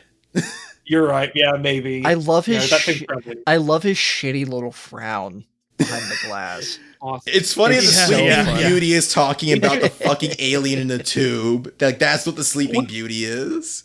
We should probably just explain for the listener that we're the mistake is on the stasis capsule the alien is in. There is an acronym GRIP, GRIP, and for whatever reason, instead of a period after the R, it's a comma, and it's just very strange looking. Mm-hmm. I'll flash it on the screen in the YouTube version. Yeah, after the G, between the G and the R. Yeah, Flash a picture of the alien smile. that too. I think- Yeah. somehow grab that, I think please. that- Thank you. I think this guy should be our new mascot. Oh my gosh. I think so. Anyways, yeah. So they have to go to Kunlun, Mhm. which, as far as I know, maybe one of you guys could correct this or someone in the comments. I don't think Kunlun is a real place. Mm. Kunlun to me is the name of that city Iron Fist goes to. Okay. You mean Kowloon, Walled who is City, it? or is that something else? No, No, that's something different. Oh no, oh wow, I am big time stupid. No, Kunlun's real. No, Kunlun's That's real. actually the name. That's actually the name of the mountains in the Mountain in Asia. range. Yeah, it's a mountain range. Yep. Oops. Oops. Ignore the white guy. Ignore him. But yeah, they have to go fight a big mist breathing dragon. There With that like is a literally Ghidorah neck. terraforming. That is terraforming our atmosphere, and that's where the That little was gray right, alien right. takes Reyna. The alien wraps Reyna up in plastic wrap, just vacuum seals her and seals her into the monster's head. Yep. Fuck you, Ultraman. Well, And Ultraman has to keep getting shot. Ultraman's Over like, and don't over again, shoot, trying don't to- shoot. And he can't speak. You think after the first time they would go, "Oh, Tiga's blocking the shots. We should wait and see what's going on," but they just keep shooting, and he keeps doing it, and they take too long To kind of- realize, yeah. I think my favorite solution out of any Ultraman fight is this one, where Tiga just thinks, "Oh, wait a minute, what am I doing? I'm gonna think of Reyna, and I'm just gonna scalp this guy." just like take his dome clean off, and then just let my friends blow him up. Yeah. Scoop her out. Like, I wonder like what everyone's reaction to that was. Like just watching Tiga just like completely slice off the top of this monster's head and just catch it. And they're like, "What? Was he just waiting to do? Why'd he do that?" You mean the characters in universe, right? Yeah, characters in universe. Like, what on earth would Hori's reaction to that be? It's like, why do you want the head? The top of the head? I mean, they probably figured it out later, and It's we're like, like, oh fuck. shit, that's where Reyna was. Oh, no. I don't think Reyna really knew. She I know had a she feeling didn't at the end of the know. episode. Like at the Right. end of the episode, she's like, "Wait, was that a dream?" But like, I don't think she was aware of that. I think the only person that knew is Daigo. So as far as Guts is concerned, Tiga just took home a war trophy.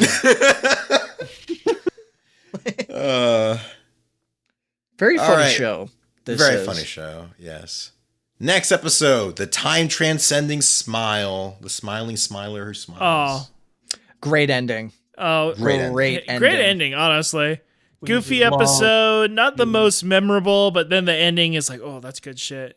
The subway scene. Yes, the warms my subway heart. scene. Yeah. Yasumi Yeah, in Subway. in his genius.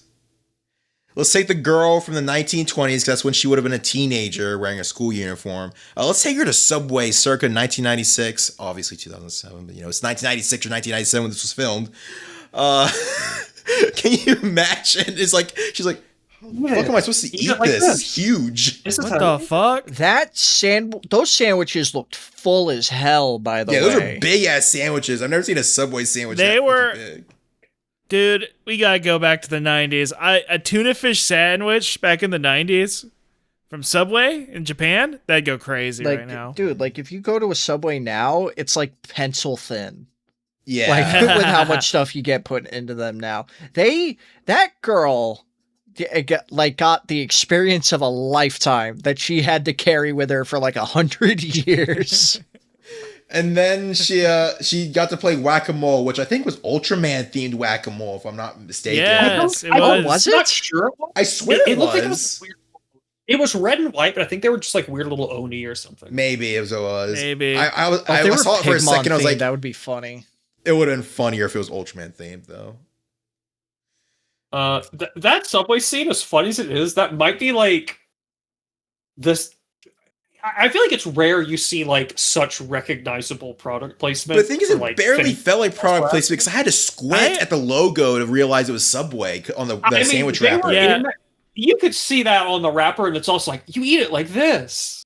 I mean, that could have been Like, it any was so- sandwich I don't know, place. I just think it was funny. I just think they were laughing at having like a girl from the 1920s. Like the sandwich, which is probably, from my Western perspective, the most. Everybody on Earth is eating a sandwich, and the thought of bringing a child to a place and be like, so you like take the 2 pieces of bread and you hold the stuff in between and eat it? Like what? You know what I mean? Shit's huge. That's funny. I think I that guess so. I think the funniest thing is that girl was just not biting it. Like, Yeah, she's at like, all. it's taking like the tiny ass bites. Also, I do have to say, I loved Hori's lack of tact. Oh god, going, he's like, such a yeah, dick in this episode for that one scene. I love it because it just reminded me of that episode of SpongeBob where he's like, "Oh, the pie could hit his lower intestine at any point and he explodes." Like, Oh yeah. anything could happen. Anything She could turn to a very she could old bump lady a corner or and even stub a her toe and go corpse. back in time. And no, A corpse. They don't even entertain the idea that maybe she'll just be sent back home. which happened. That's what happened. She No. gets sent back home. Yeah. And then the ships become rusted and like disintegrate. But her, no, she gets sent back home so we don't cause a Oh, weird. I thought the ships just went back too. I think- I they tried think that's what browned. the intent was. I think that's what the intent was, but it the looked like they way just got that- old all of a sudden. Yeah. yeah, the way or they were experiencing the thing Hori thought the girl was going to. Yeah, go. like I was thinking of like, yeah, they suddenly got very old in 1 second. That's what I was thinking. So like her just instantly disappearing after someone walks in front of the camera, I think was supposed to show the audience that like, oh wait, I think she did go back. Yeah, 'Cause they didn't otherwise do it would the cause a effect. time loop. Because I'm pretty sure that was Yeah. like Yasmi's grandma or something. I don't think it was his grandma. I think it was just some lady that like helped him But out how because did he she? was like sad. But how did she still have her old locket? Like he went into a warehouse to end. Huh? I assume that she gave The locket to him? to him to like cheer He him did, up. yeah. So like, That was the hey, thing, 'cause when I was your age or slightly older, I was smiling. Yeah. And Yeah, because- it was her yeah. tracking him down to be like, "Oh, cheer up," but also be like, "Look, I turned out okay. Don't worry. In the future, you'll understand. Don't worry."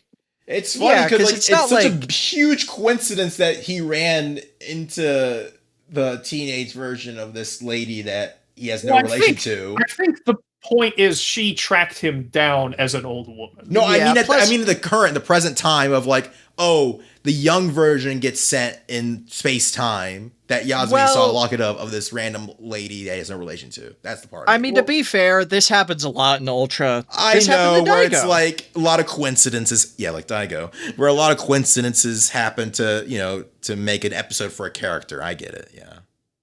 By the way, Yasumi lives in like the most 90s looking house I have ever seen in my life. Yeah. Yes. Big white, like 2-story house, huge garage with like 3 bikes and boxes in it. What the That hell? dude's This living in like the home improvement house, man. Like, Yeah, I was Chud gonna say, computer it was geek gets twice the as- best house. He's probably the youngest member Yeah. too. Right. If it was twice as big, it would look like Michael Jordan's house. And look, in, Raina's Space living Jam. in a swanky apartment, but I don't know. I think she should get the cool '90s house. I mean, she's got a penthouse apartment. It's pretty. Like the guts, those Big- guts members like get paid a lot. I mean, big yeah, they balcony if you're too, gonna by the way. I mean, they kind of Yeah. work almost 24/7 at the base. Like they have their own rooms, so I get why they'd be paid a lot, but still, it's kind of crazy. but they still can't afford official Tamagotchis. It's sad. Yeah, there was a It's, I Tamagotchi I forgot this about batch. the. Yeah, I forgot about the Tamagotchi. This straight up Tamagotchi. Wait a minute, hang on. Question: who puts out Tamagotchi? Oh, the company? I don't Oh, fucking- Bandai. isn't it Bandai? Yeah, it's straight up if it's Bandai. if it's Bandai, then that makes a lot more sense. That's why it's just- Oh, that probably was the real. Yeah, it is Bandai. It looked Product like placement, an baby.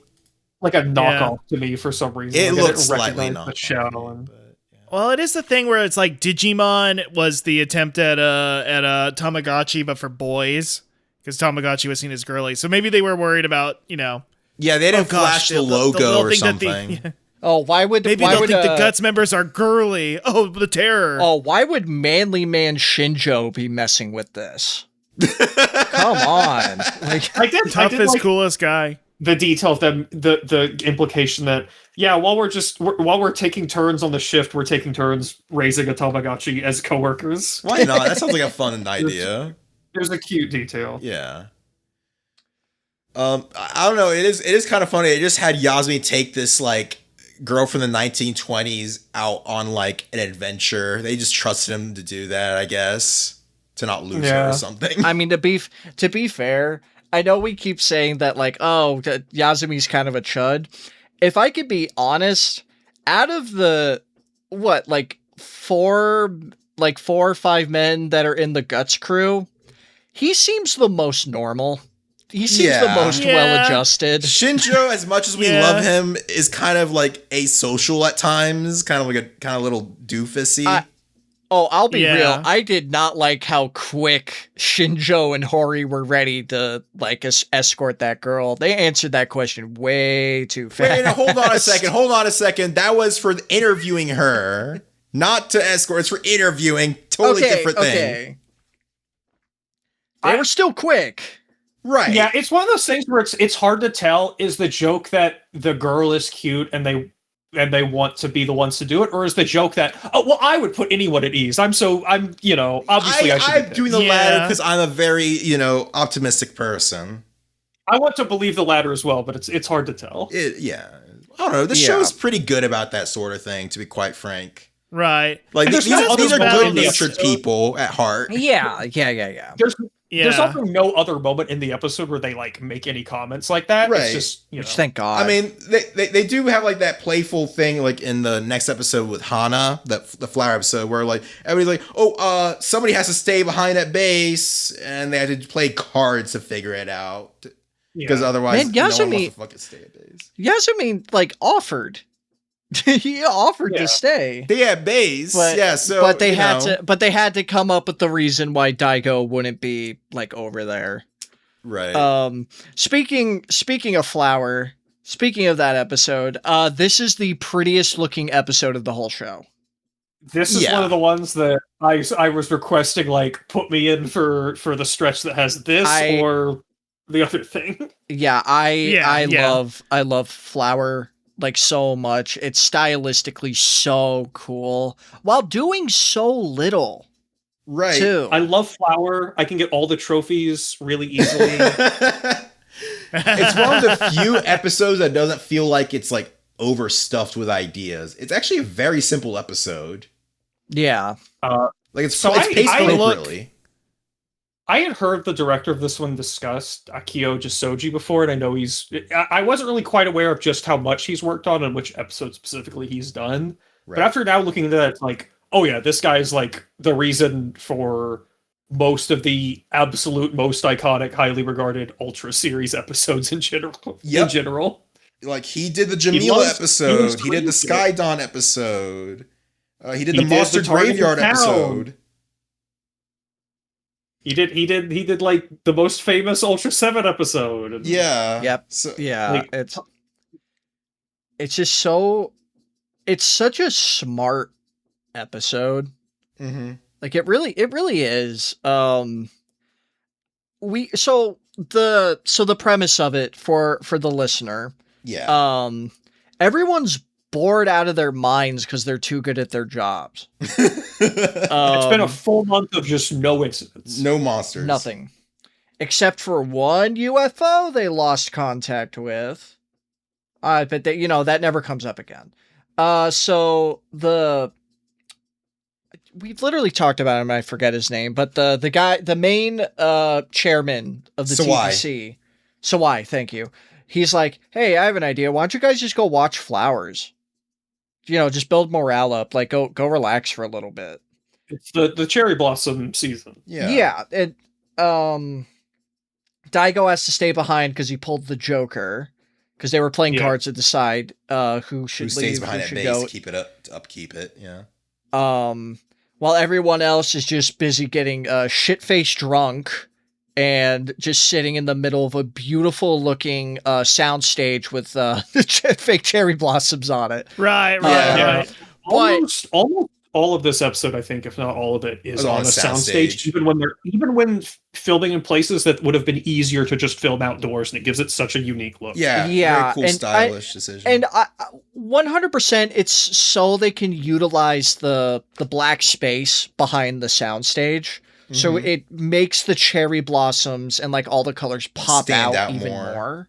Yeah. It's like they're in a black void, except for just like the props and a few background elements and the people. Like it's so striking how it looks. Yeah, and it helps that everything also has like a light what's the word? Not foggy-ish. It has like a filter over soft it a little looking bit. episode. It's like very like soft focus, a lot of vignetting to make most of the shot look out of focus, except maybe like the faces. It's a very interesting choice. It's very stage play, which does come back. Oh yeah. Yum. People are very into like the costuminess of it. Like the costumes are so like I thought a House, the old horror movie from the 60s. I'm not sure from 1977 House. Yeah. Yeah. House. Yeah, and all the costumes are very like big shoulder pads, very 70s look. I think Hori is literally wearing like I literally called him Earthbound coated. He was wearing the overalls with like a striped shirt. Yasmin wears a fucking ascot. I was like, oh my god, I can't believe this is the guy wearing an ascot. That shit is so good. Dude, Hori looks like an adult 5-year-old. It's crazy. And then like Munakata, the one who isn't drinking.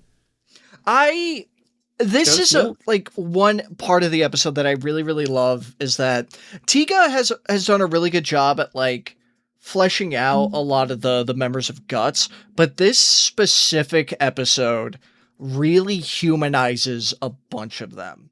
Yeah. I think Munakata is great here because he's being a little catty since he can't drink. Yeah. And then when he's like getting on Reina for like not recognizing like an old style Japanese song. It's a poem. Oh yeah, a poem. Sorry. Waka, right. And then he says, I happen to be one of the top six poets at the TPC. And Reina just says, now hang on, awesome. I thought the Poets Club only had 6 members. And he's like, shut up. Good gag. I forgot about that. I 100% forgot about it. I think he even says like, she's like, oh, what is that you're saying? Is that like some kind of chant? He's like, it's a poem. Don't you have any decorum, any class? It's one of like the most, I would say like cultural episodes. Right, with all this, there's so many cuts to those statues, like repeated cuts to those statues. Yeah. You couldn't get any more Japanese in this episode other than maybe the Obiko episode literally or the Sukuna episode. You all, does every episode have to end with a fight? In this one, it ends like in a kabuki dance, would you say? It's a very extended fight that's not much of a fight. It's just kind of them playing around each other almost. It's so nice. It's so nice. It starts as kind of a regular fight. Right. And then it turns into like suddenly it's not the the miniature set where they're in a field. Now they're like On a what is stage. clearly some sort of stage shot from like as if it was a play, as they run past each other doing these like almost dance-like moves, as like there's Right. like visibly lights above them and the petals are falling down. And then when it cuts back from that to the regular fight, petals are still falling down just from the sky onto these giants, and it's so like good. It's awesome. It's such a stylistically cool thing that you don't even really notice, because it's like, it's not like they have trees above them. They're above the trees, but you don't care because it just so looks, nice it's so visually striking. Mm-hmm.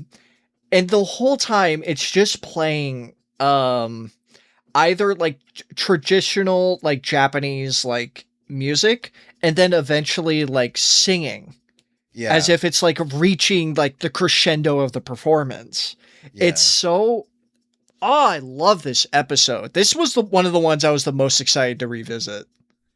That was Honestly. awesome. It's funny, the alien plot's kind of like a throwaway plot. It could be any other alien other than them kidnapping Iruma in a UFO. But they make the point that it's not just the typical our planet's fucked, we're gonna take yours. They're like, but your flowers are beautiful and they'll be ours soon. Yeah, like they really like our flowers. Yeah. I like the joke earlier where, like, you know, these two aliens were disguised as, you know, two women, one of them very beautiful, and Shinjo's like, wow, that lady's really pretty, you think I should talk to her? And Munakata's like, you shouldn't do it, every flower has its thorns, almost as if he unknowingly that they're actually disguised aliens. Yeah. Also with them is a little raccoon plush, which raccoon plush for no reason, like a tanuki. Akio Jisoji, he often includes a raccoon plush toy named Shinabo in his works. Oh, okay. Okay. Sure. Why not?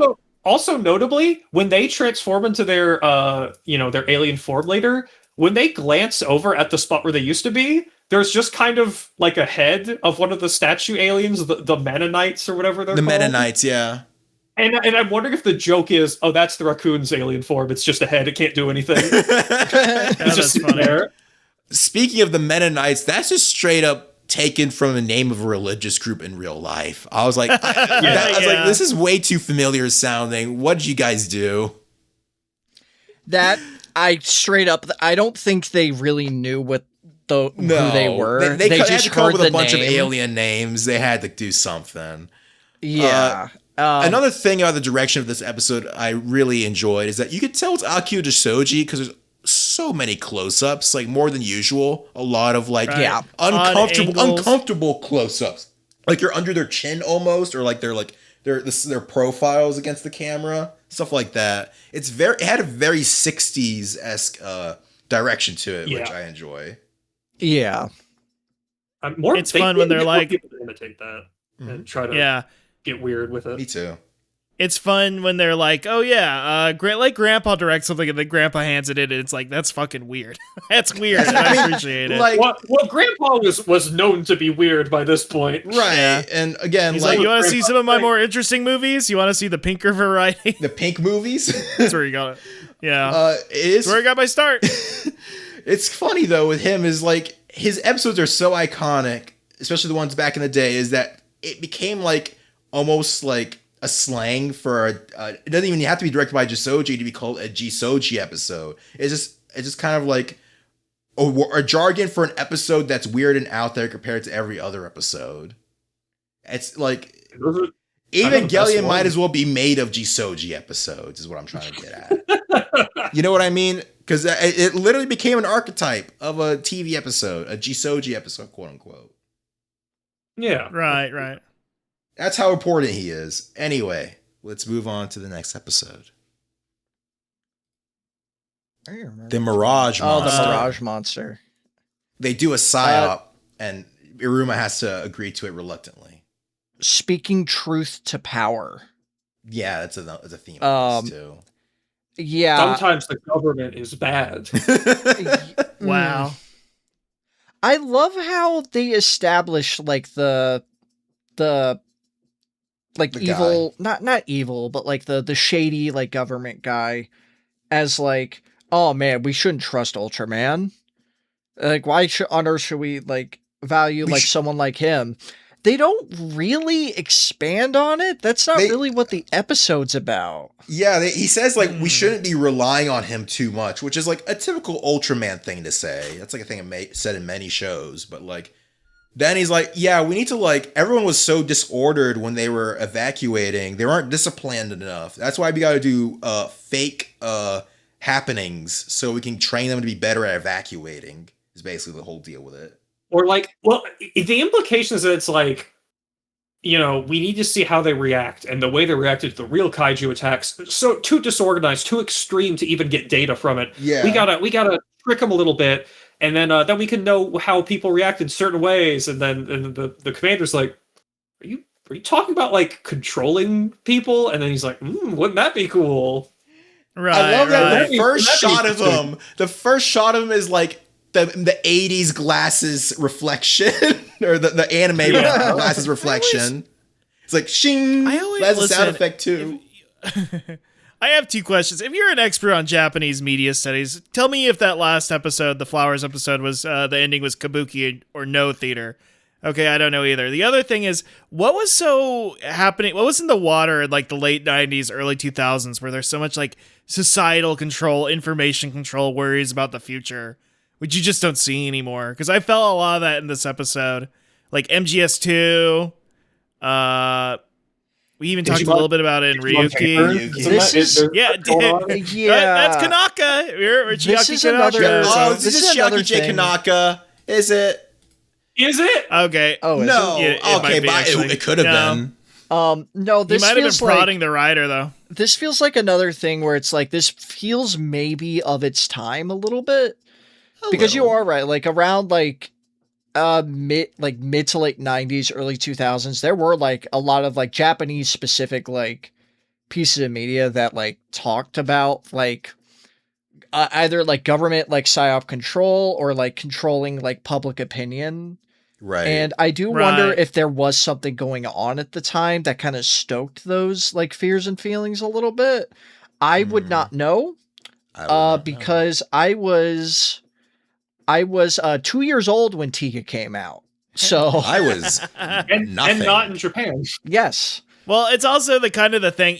I was thinking about this too, watching the Obiko episode where they were like having an earnest conversation about like, what do we do about these rural communities? What do we do about the rapid progression and change and people abandoning these places?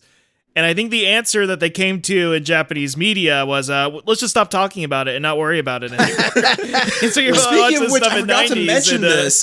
In the episode where like that teenage girl got transported to modern times, there's a very specific scene you don't see a lot in these like time travel episodes, where she goes to where her house would be, and it's just a street, a regular street with cars passing by. It's like a highway. No, I don't know. It's like a city street, basically, downtown street. And she's like, where's my home? Where's my mom? And she's like genuinely distraught. Like, you don't see that often. Usually when like people get time travel to modern day, they're just kind of like out of it and not like think about that. Or like they even get excited. Like usually they get excited, like, oh my God, I'm in the future. But here she's like, where's my family? Or if they Where's do my home? like if they do like the home thing, it's like, oh, here's your home, but it's like it looks newer, or like there are people there's a different that aren't family your in it family because of living there time. now. Nah, your stuff's just gone, dude. And then they do it, and at the end of the scene, they zoom out to show more of the city, and I was like, that's pretty good. It's like almost like subtle commentary going on there, not stated at all. It's like a slight subtext. And not even, I don't think, and even there, I'm not even sure it's trying to say anything about like rural areas necessarily. It's just like general, like progression of time. Keep building, keep developing, keep building onto it. Yeah, just progression of time type deal. And that too, yeah. This is something. This is something it- Ultraman does a lot. Sorry. Go ahead, Russ. No, I was Sorry, just gonna say there's a lot of stuff in like these episodes of like, damn, this is so thoughtful and interesting. I wonder why they stopped fucking with these kind of deeper themes. You're like, oh, because it got depressing because they never got fixed. So Yeah, it's like you talk about the only main thing I want to say about the Mirage monster is that I think the monster looks stupid. It is a little stupid. Yeah, I think it's one of the weaker, more like unmemorable. It is. I I like that it set some cars on fire, and you got to see little miniature flaming cars. cars.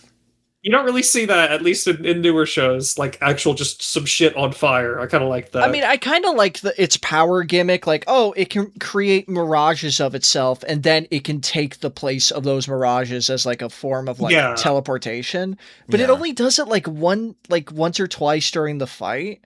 Mm-hmm. And I then think it was constantly doing it, but then the way they beat it just kind of didn't make sense because it just stopped. Yeah, it was basically just Aruma like ramming into other like copies until that was crazy. By the way, that's the monster- only time we saw her get in a plane because she's the commander. Why would she ever do that? But it's like, damn, she was so responsible for this problem.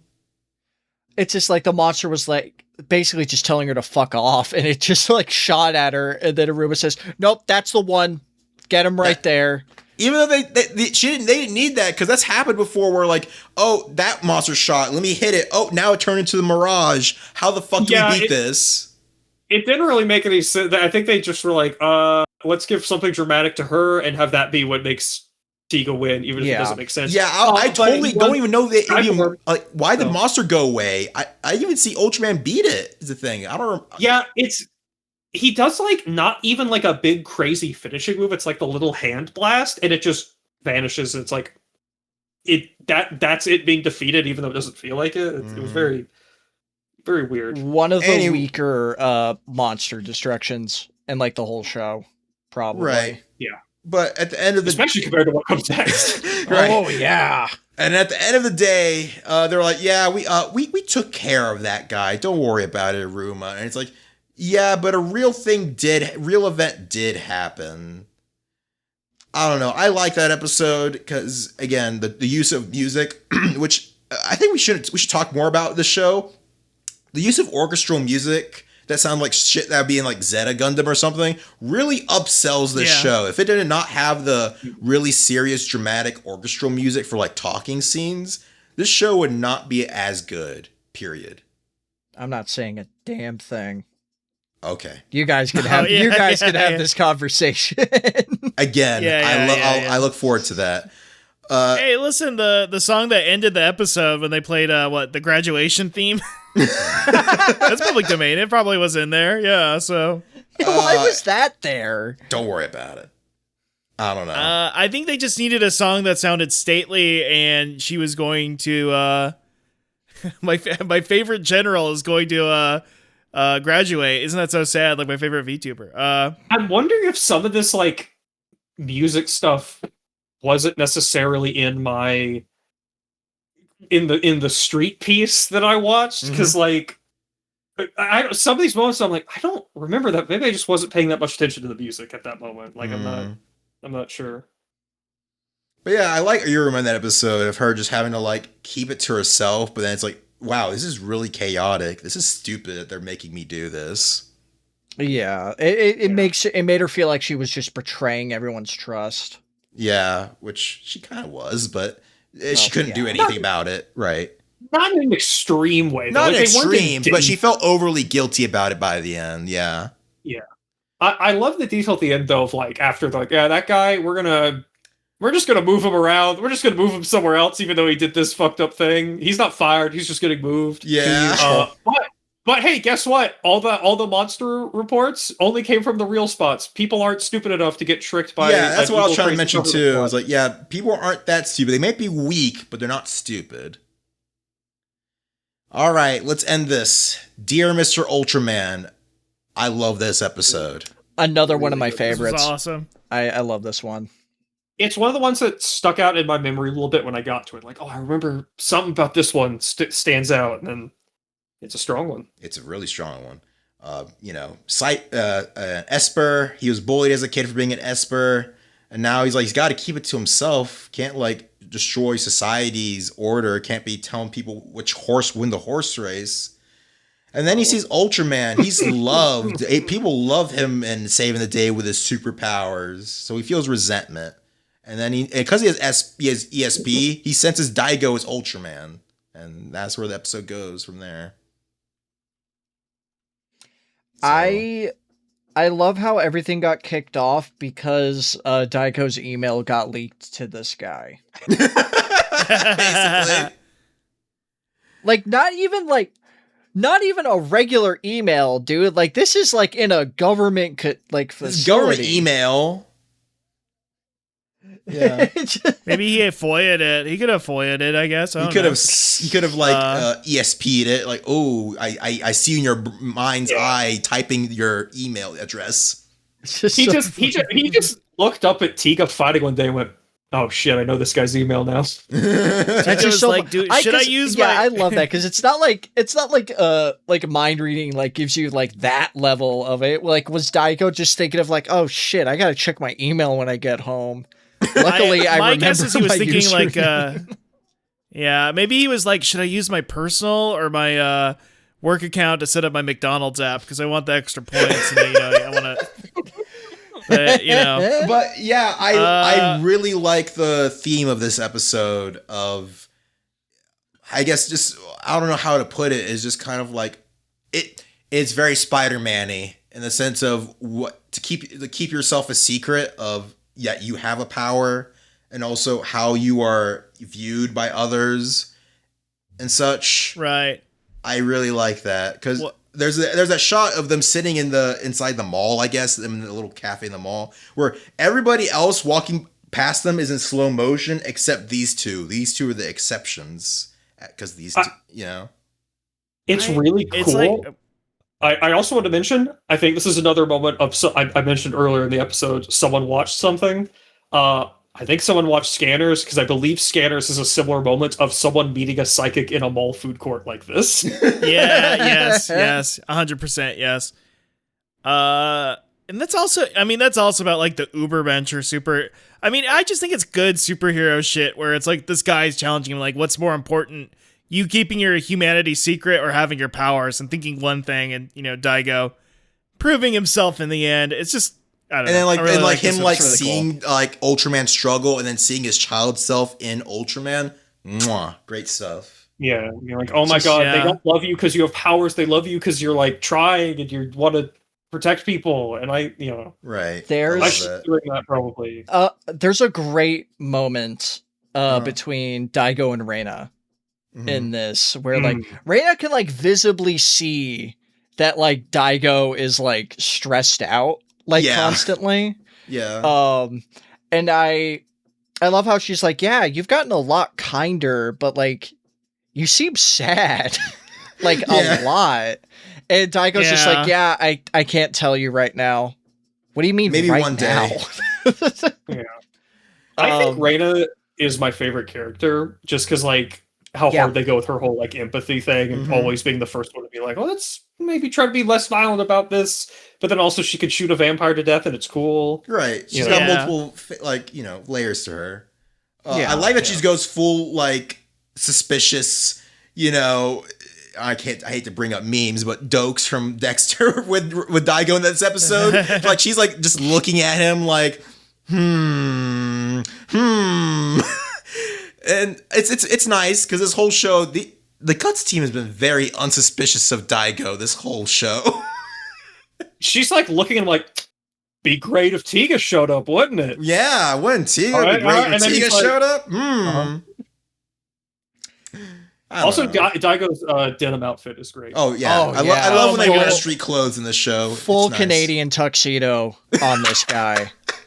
It's so good. Daigo has great casual clothing. Must be the idol bit. Well, yes, but I know. Do you think they did a concert where they were all just in denim? Oh, it's '90s, late '90s, of course. I don't doubt it. I don't doubt that at all. I think that'd be crazy looking for like a boy band performing. Just be completely denim. Different colors of denim too. Oh my god! Okay, that would make it look less weird than if it was just blue jean. Everyone is just wearing full blue, just complete jean. No black denim, just blue. All right, we should probably start wrapping this episode up. Yep. I guess I did have a quick question of the week. It's actually one of like the bigger ones because I didn't know how much we'd have to talk about. But just a quick question. I was watching the episode, I think the Mirage Monster. I'm like, Oh, Blazar kind of went more into the corruption and the secrets of the the larger organization in that. And it was cool that like this one theme that popped up for just a episode in Tiga got to expand it upon. And since I thought that the themes were a lot like chunkier and more interesting, would there be an Ultra show or something that went deeper into one of these ideas or themes in the show that you'd like to see more of? Well, I think Nexus gets a little bit more like, I guess it's not so much corruption as it's a more morally ambiguous defense team in that, where there's parts where they're outright like there's a moment early on where like they kind of hold back a bit while the weird monster kills some innocent people, and the main guy who like just joined is like, what the fuck are y'all doing? And they're like, well, there's no witnesses, it's easier to keep this whole thing undercover. And it's like, what? That's fucked up. I didn't join. I joined to protect people. Yeah. And even Dear Mr. Ultraman is kind of about the conflict of Daigo. Like, will he sacrifice his regular human life to be Ultraman? Yeah. You know what I mean? And they always go more for like the alien posing as a human, but it almost reminded me of like Shin Ultraman with his whole conflict of like trying to understand humanity and like how to keep it all together despite it. You know what I mean? Yeah. Act like this guy. I would love to see them like do a show that like the whole thing deals way more with that. Right. Because I think even in Nexus they soften up after a bit. Yeah, I think something I'd like Ultraman to kind of do more. Now, granted, I have not seen like every show, so maybe there is one that does this, but like kind of reckoning with the fact that like, oh yeah, these like this, like the Ultra host has to kind of disappear to transform, like very like superhero, like American, like superhero-esque. Would that have any like actual consequences for like that host for like just constantly disappearing during like crises? Yeah, like, hey, why weren't you at the scene for this? Why are you always disappearing when we most need you? Like, when they can't tell him, I was Ultraman during that. Hunter wants a Spider-Man fix from anyone but Marvel right now. So, well, it's funny you say that because the friggin' Toei Spider-Man does this. Everyone thinks. I forget his name at the moment, but everyone thinks like the actual guy is a coward. Because he just, like, runs away, like, every time a monster shows up, when he's actually Spider-Man and he's fighting. That's interesting, because, like, in a lot of Ultraman stuff, I feel like the most you'll get is people go, you're always falling over or disappearing when we need you most, but it's always, like, a kind of a laughing, like, we're messing with you a bit, we know that you're doing trying, things. But they kind of jokingly going, you're always running away, but they don't. Yeah, they don't like go into the drama of that. Yeah. I think that would be a lot of fun. Me too. Yeah. Because there's a lot of moments of the show where Daigo's like, "Oh no, I got in a plane crash." Like, "Oh, the monster targeted me right when I transformed, so I have cover for my transformation." Stuff like that. But for me, what I'd like to see explored in an Ultraman show is the idea that you are possessed by an alien. Just in general, like having me like your head is hosting both an alien and yourself. And I know not every Ultraman is that setup, but Daigo's setup is technically that. Or Ultraman, the original, is literally that. I haven't watched it, but I think Ultraman Returns is one of the few where it's actually like, I am the host for Ultraman, but also they're like in here talking to me sometimes. Yes. Yeah, I want more of that. Return of Ultraman, right? I know the start of Ultraman Z is about that. Yeah, where where the host actually talks to Zed. Yeah. Yeah, Zed is like talking to him. He's like giving him, like, he at one point like gives him one of his like little toy items that's like, wouldn't this thing look crazy if I'm wearing this all the time? People can't see it. Don't worry about it. Or like I think a specific moment where like he tries to transform for the first time, and Zed is like, "You gotta yell my name. That's how you got to do it." And then the guy and the host is like, "Oh, okay," and then he just immediately does it. But I don't know how many other Ultras do something like that. Right. It really they kind of just do whatever, like, because Ultraman can be, Anything. oh, I got killed, but Ultraman's going to fuse with me, so I am me and I turn into Ultraman, or am I? Which is I guess Tiga. it was kind of ambiguous with the first one. Right. Well, I was going to say with the original, I feel like it's ambiguous that it's like, if maybe it was Ultraman the whole time, or Shin something. Hyada still kept his consciousness during all those scenes. Yeah. Yeah. Tiga's pretty clearly Daigo. Yeah, Tiga's very clearly Yeah, Daigo, who just personality. happens to have Ultraman's powers through that thing. Yeah. Yeah. But then in other ones, it's like, oh, this guy was coming to Earth, saw someone heroic, went, I'm going to look like that guy while I'm here. Mm-hmm. Or, Yeah. just possessing something. Yeah, Ultra 7 something, isn't a possession thing. Ultra 7 is just, I'm an alien who has the appearance of a human. Yeah. Or Leo, who just made up his own guy to be. He didn't base himself on anybody. He's just like, oh, I made a human form. Yeah, right. They just do whatever. I don't know. I like the idea of like world building, kind of like, oh, alien in your head. Their takes on various subjects. Doesn't even have to be alien invasion involved. It could be like Ultraman talking like, did your brother just do that? That's kind of messed up, man. That kind of thing. That is so underused. I want to see that so more. One of the best examples of that, actually, I think, is Ultraman Geed, where Zero comes in at a certain point and he pops into the body of just like some like kind of just regular, maybe a little nervous salary office man with a family. Mm-hmm.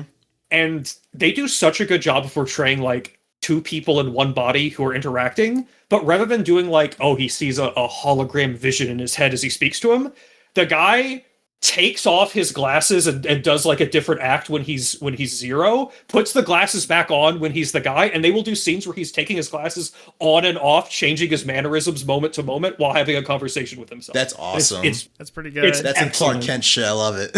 Yeah, he's very much. And then you also get the element of like the relationship with Zero makes the human become more confident, and Zero being part of this guy and his family makes Zero kind of warm up to the family, and and humans talk a to bit my dad, more. Ultra 7 more, that bum. Yeah. Do you remember the classic the original Batman 66 clip of oh gosh, why am I forgetting his name? The actor. Adam West? Adam West having a conversation with himself as Batman. The dueling phones, yeah. Yes, the dueling phones. That sounds like that. I love that shit. Mm-hmm. It's excellent. Russ, you have any things you want to see in an Ultraman show theme? I don't know. You basically covered it. I'd like to see. I mean, Shin Ultraman is a movie that I do like that movie. I think overall it's good, and I'm starting to. I want to watch again now that I've definitely watched more Ultra stuff. Because at that point, I think I only watched like the class. I watched like I followed a Reddit guide on what episodes to watch before that movie came out. Sorry, It's fine. I didn't watch it. Yeah, hey, it got me to watch My Home Is Earth, and I still think about that shit all the time. Right. Yes, that yeah. episode's great. Good one. Classic episode. Yeah, no, a lot of I watched pretty much all the classic ones in some of the. I think the Gravidon episode too, or is that Ultra 7? That's Ultraman. I don't remember. Galvadon's Ultraman. Anyway. Yeah, that episode's awesome too. Anyway, all I'm saying is that I'd love to see something that deals more with like the sacrifices you have to make switching between like the spiritual and the I guess that was also a little bit of Alan Moore's Marvel Man too, or excuse me, Miracle Man. Mm-hmm. Pardon me. Yeah. Of the repercussions of having to choose between constantly switching between this giant of light and being a human, but yeah. Yeah. All right. Well, that about does it for this time. Whew, a journey. Yeah. One of our longer Very episodes much. in a while. It's been I thought we were keeping it down, but There's a lot to discuss. This is a very meaty chunk of episodes. Yes. It's yeah, funny, very cerebral. I had a lot more to say than I thought when the general vibe. I thought I wasn't going to have much more than just, this is really good. I wish they still made any of these shows like this. Yeah. This should just be the baseline. I said that earlier. I was watching this and I was like, I want to watch Ultraman Teo, but I'm going to start it and be like, Yeah. what happened to like a new movie every week? Like, it's going to feel so... And I like that shit. I like that it's a little sitcom-y, but even then it's going to feel so... It's going to be kind of depressing. lesser than... Yeah. And is it their fault? It's not. Is it market changes? what people want out of TV, having a weekly TV weekly TV show for half the year. I get it, but man, having like the fact that they're not going to have a vampire episode in the middle of Teo is going to make me so sad. I mean, that's kind of like watching like Kamen Rider Kuga and then watching the most recent Kamen Rider show that's at whatever it is airing. It's like, man, they do not make them like they used to. Part of it because of the PTA, No. but also because of other reasons. Anyway, that's besides the point. You can't do extremely dangerous motorcycle stunts anymore? Why? Why? Dude, you can't we show will never civilians get- getting killed like non-discriminately. Uh-oh. We will never get Dude. a road vehicle like the Sherlock again. No, God, You won't even get to see like a cast of unique characters do some weird shit and then not come back. You won't even get to see like we're just doing some other shit and then it's unrelated to anything else in any other episode, but it's interesting. You don't even get that anymore. It's very Saturday morning cartoon where they're going to just meet the one character for that week and they're going to have their one little problem and then Ultraman's going to teach him. And you know what? I still think the show's probably pretty good. Like even I've heard nothing but good things about Teo. I'm just saying It's just having different. a big cast of characters. Yeah. Yeah. And even then, like the casts have gone so much smaller. That's like, it. Though.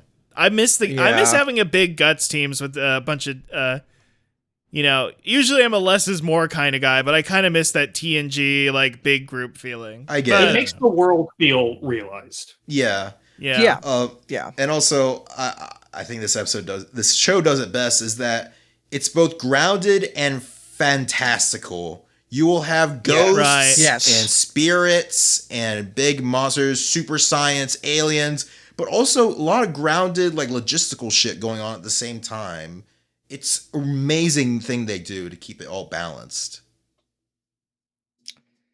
That always elevates like really fantastical, crazy shit is trying to inject some like the characters are going to treat this like it's legit Super and real serious, and important. yeah. I love that. Right. I love that. I will.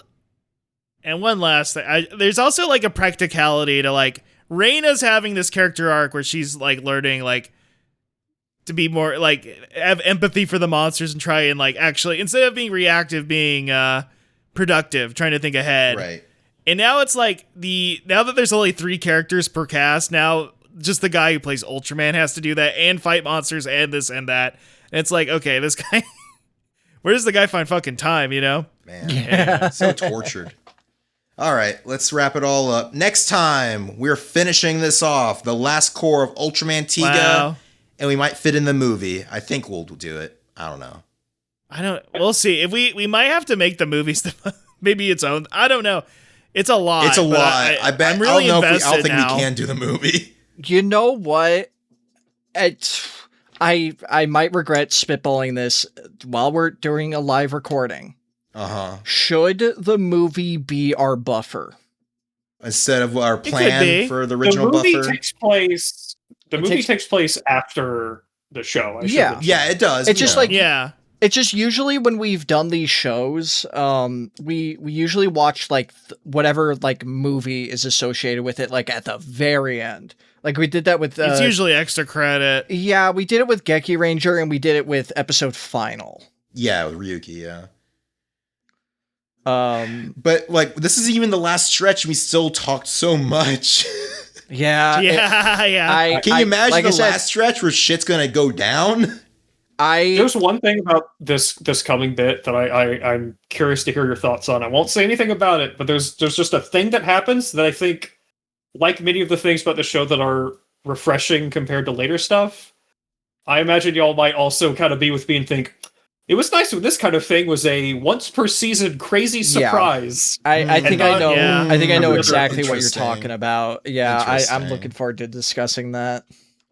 More memorable that way. We'll talk it over between episodes on whether we'll have the final Odyssey bear buffer or not. We'll see. Mm-hmm. All right. Well, signing off. Well, Gonna hang take on, it we got back. plugs. Oh, right, plugs. Oh. Well, it's just usually me. It's always Spider Slash on everything but Letterbox. That has an underscore. I'm probably gonna put out a video this month. I don't know what it's gonna be. Well, I'll figure it out at some point. I don't know. In terms of things, because I usually name some weird thing I'm watching, I will now be watching the Super Mario Brothers Super Show. Will I provide any updates on that? No, I will not. Wow. So You just love Captain Lou. I do love Captain Lou. He's cool, Captain Lou. But that is it from me. Stix? Yeah, I'm rbpsstix.bluesky.social. I'm on Letterboxd. If you guys give a shit about that, it might get bought by some fuck-ass company. Hopefully not Paramount. As RBPS on there. That's about it. Rolling over to you, Kero. Yeah, I'm Kerbumble on just basically everything. Blue Sky, Twitch, although I haven't had as much time to stream as much lately. I never mentioned, I guess I am also on Letterboxd and Backlogged. Oh, God. You want to hear what little I have to say about Hey, I gotta follow you game? on Backlogged. I just logged Dino Crisis yesterday. Oh, yeah. All right. Yeah. 4 stars out of 5. Anyway. Anything else, Kara? Watch Gunhead. Ooh. Oh. That's Is it. that like potential Cuphead future for adults? I don't know. Good movie. All right. I'm LP Clam on twitch.tv. ALP Clam, not AIP Clam. Please don't get it mistaken. And then also Hogcast Speedy Delivery on all your devices. Anywhere you get a podcast. Okay. Should I do the sign off? Do it. I believe you should. All right, and I'm doing in my heart. Wanna yap, dude, baby, yap even longer. Embrace love now. Woo! Did that work? That works. Yeah. Yeah, man. What? Yeah, okay. Yeah, I'm very We confident. did it. Well, Russ, I think All right. you and I both have a single episode of Ultraman Tiga we need to go watch. Oh, fuck.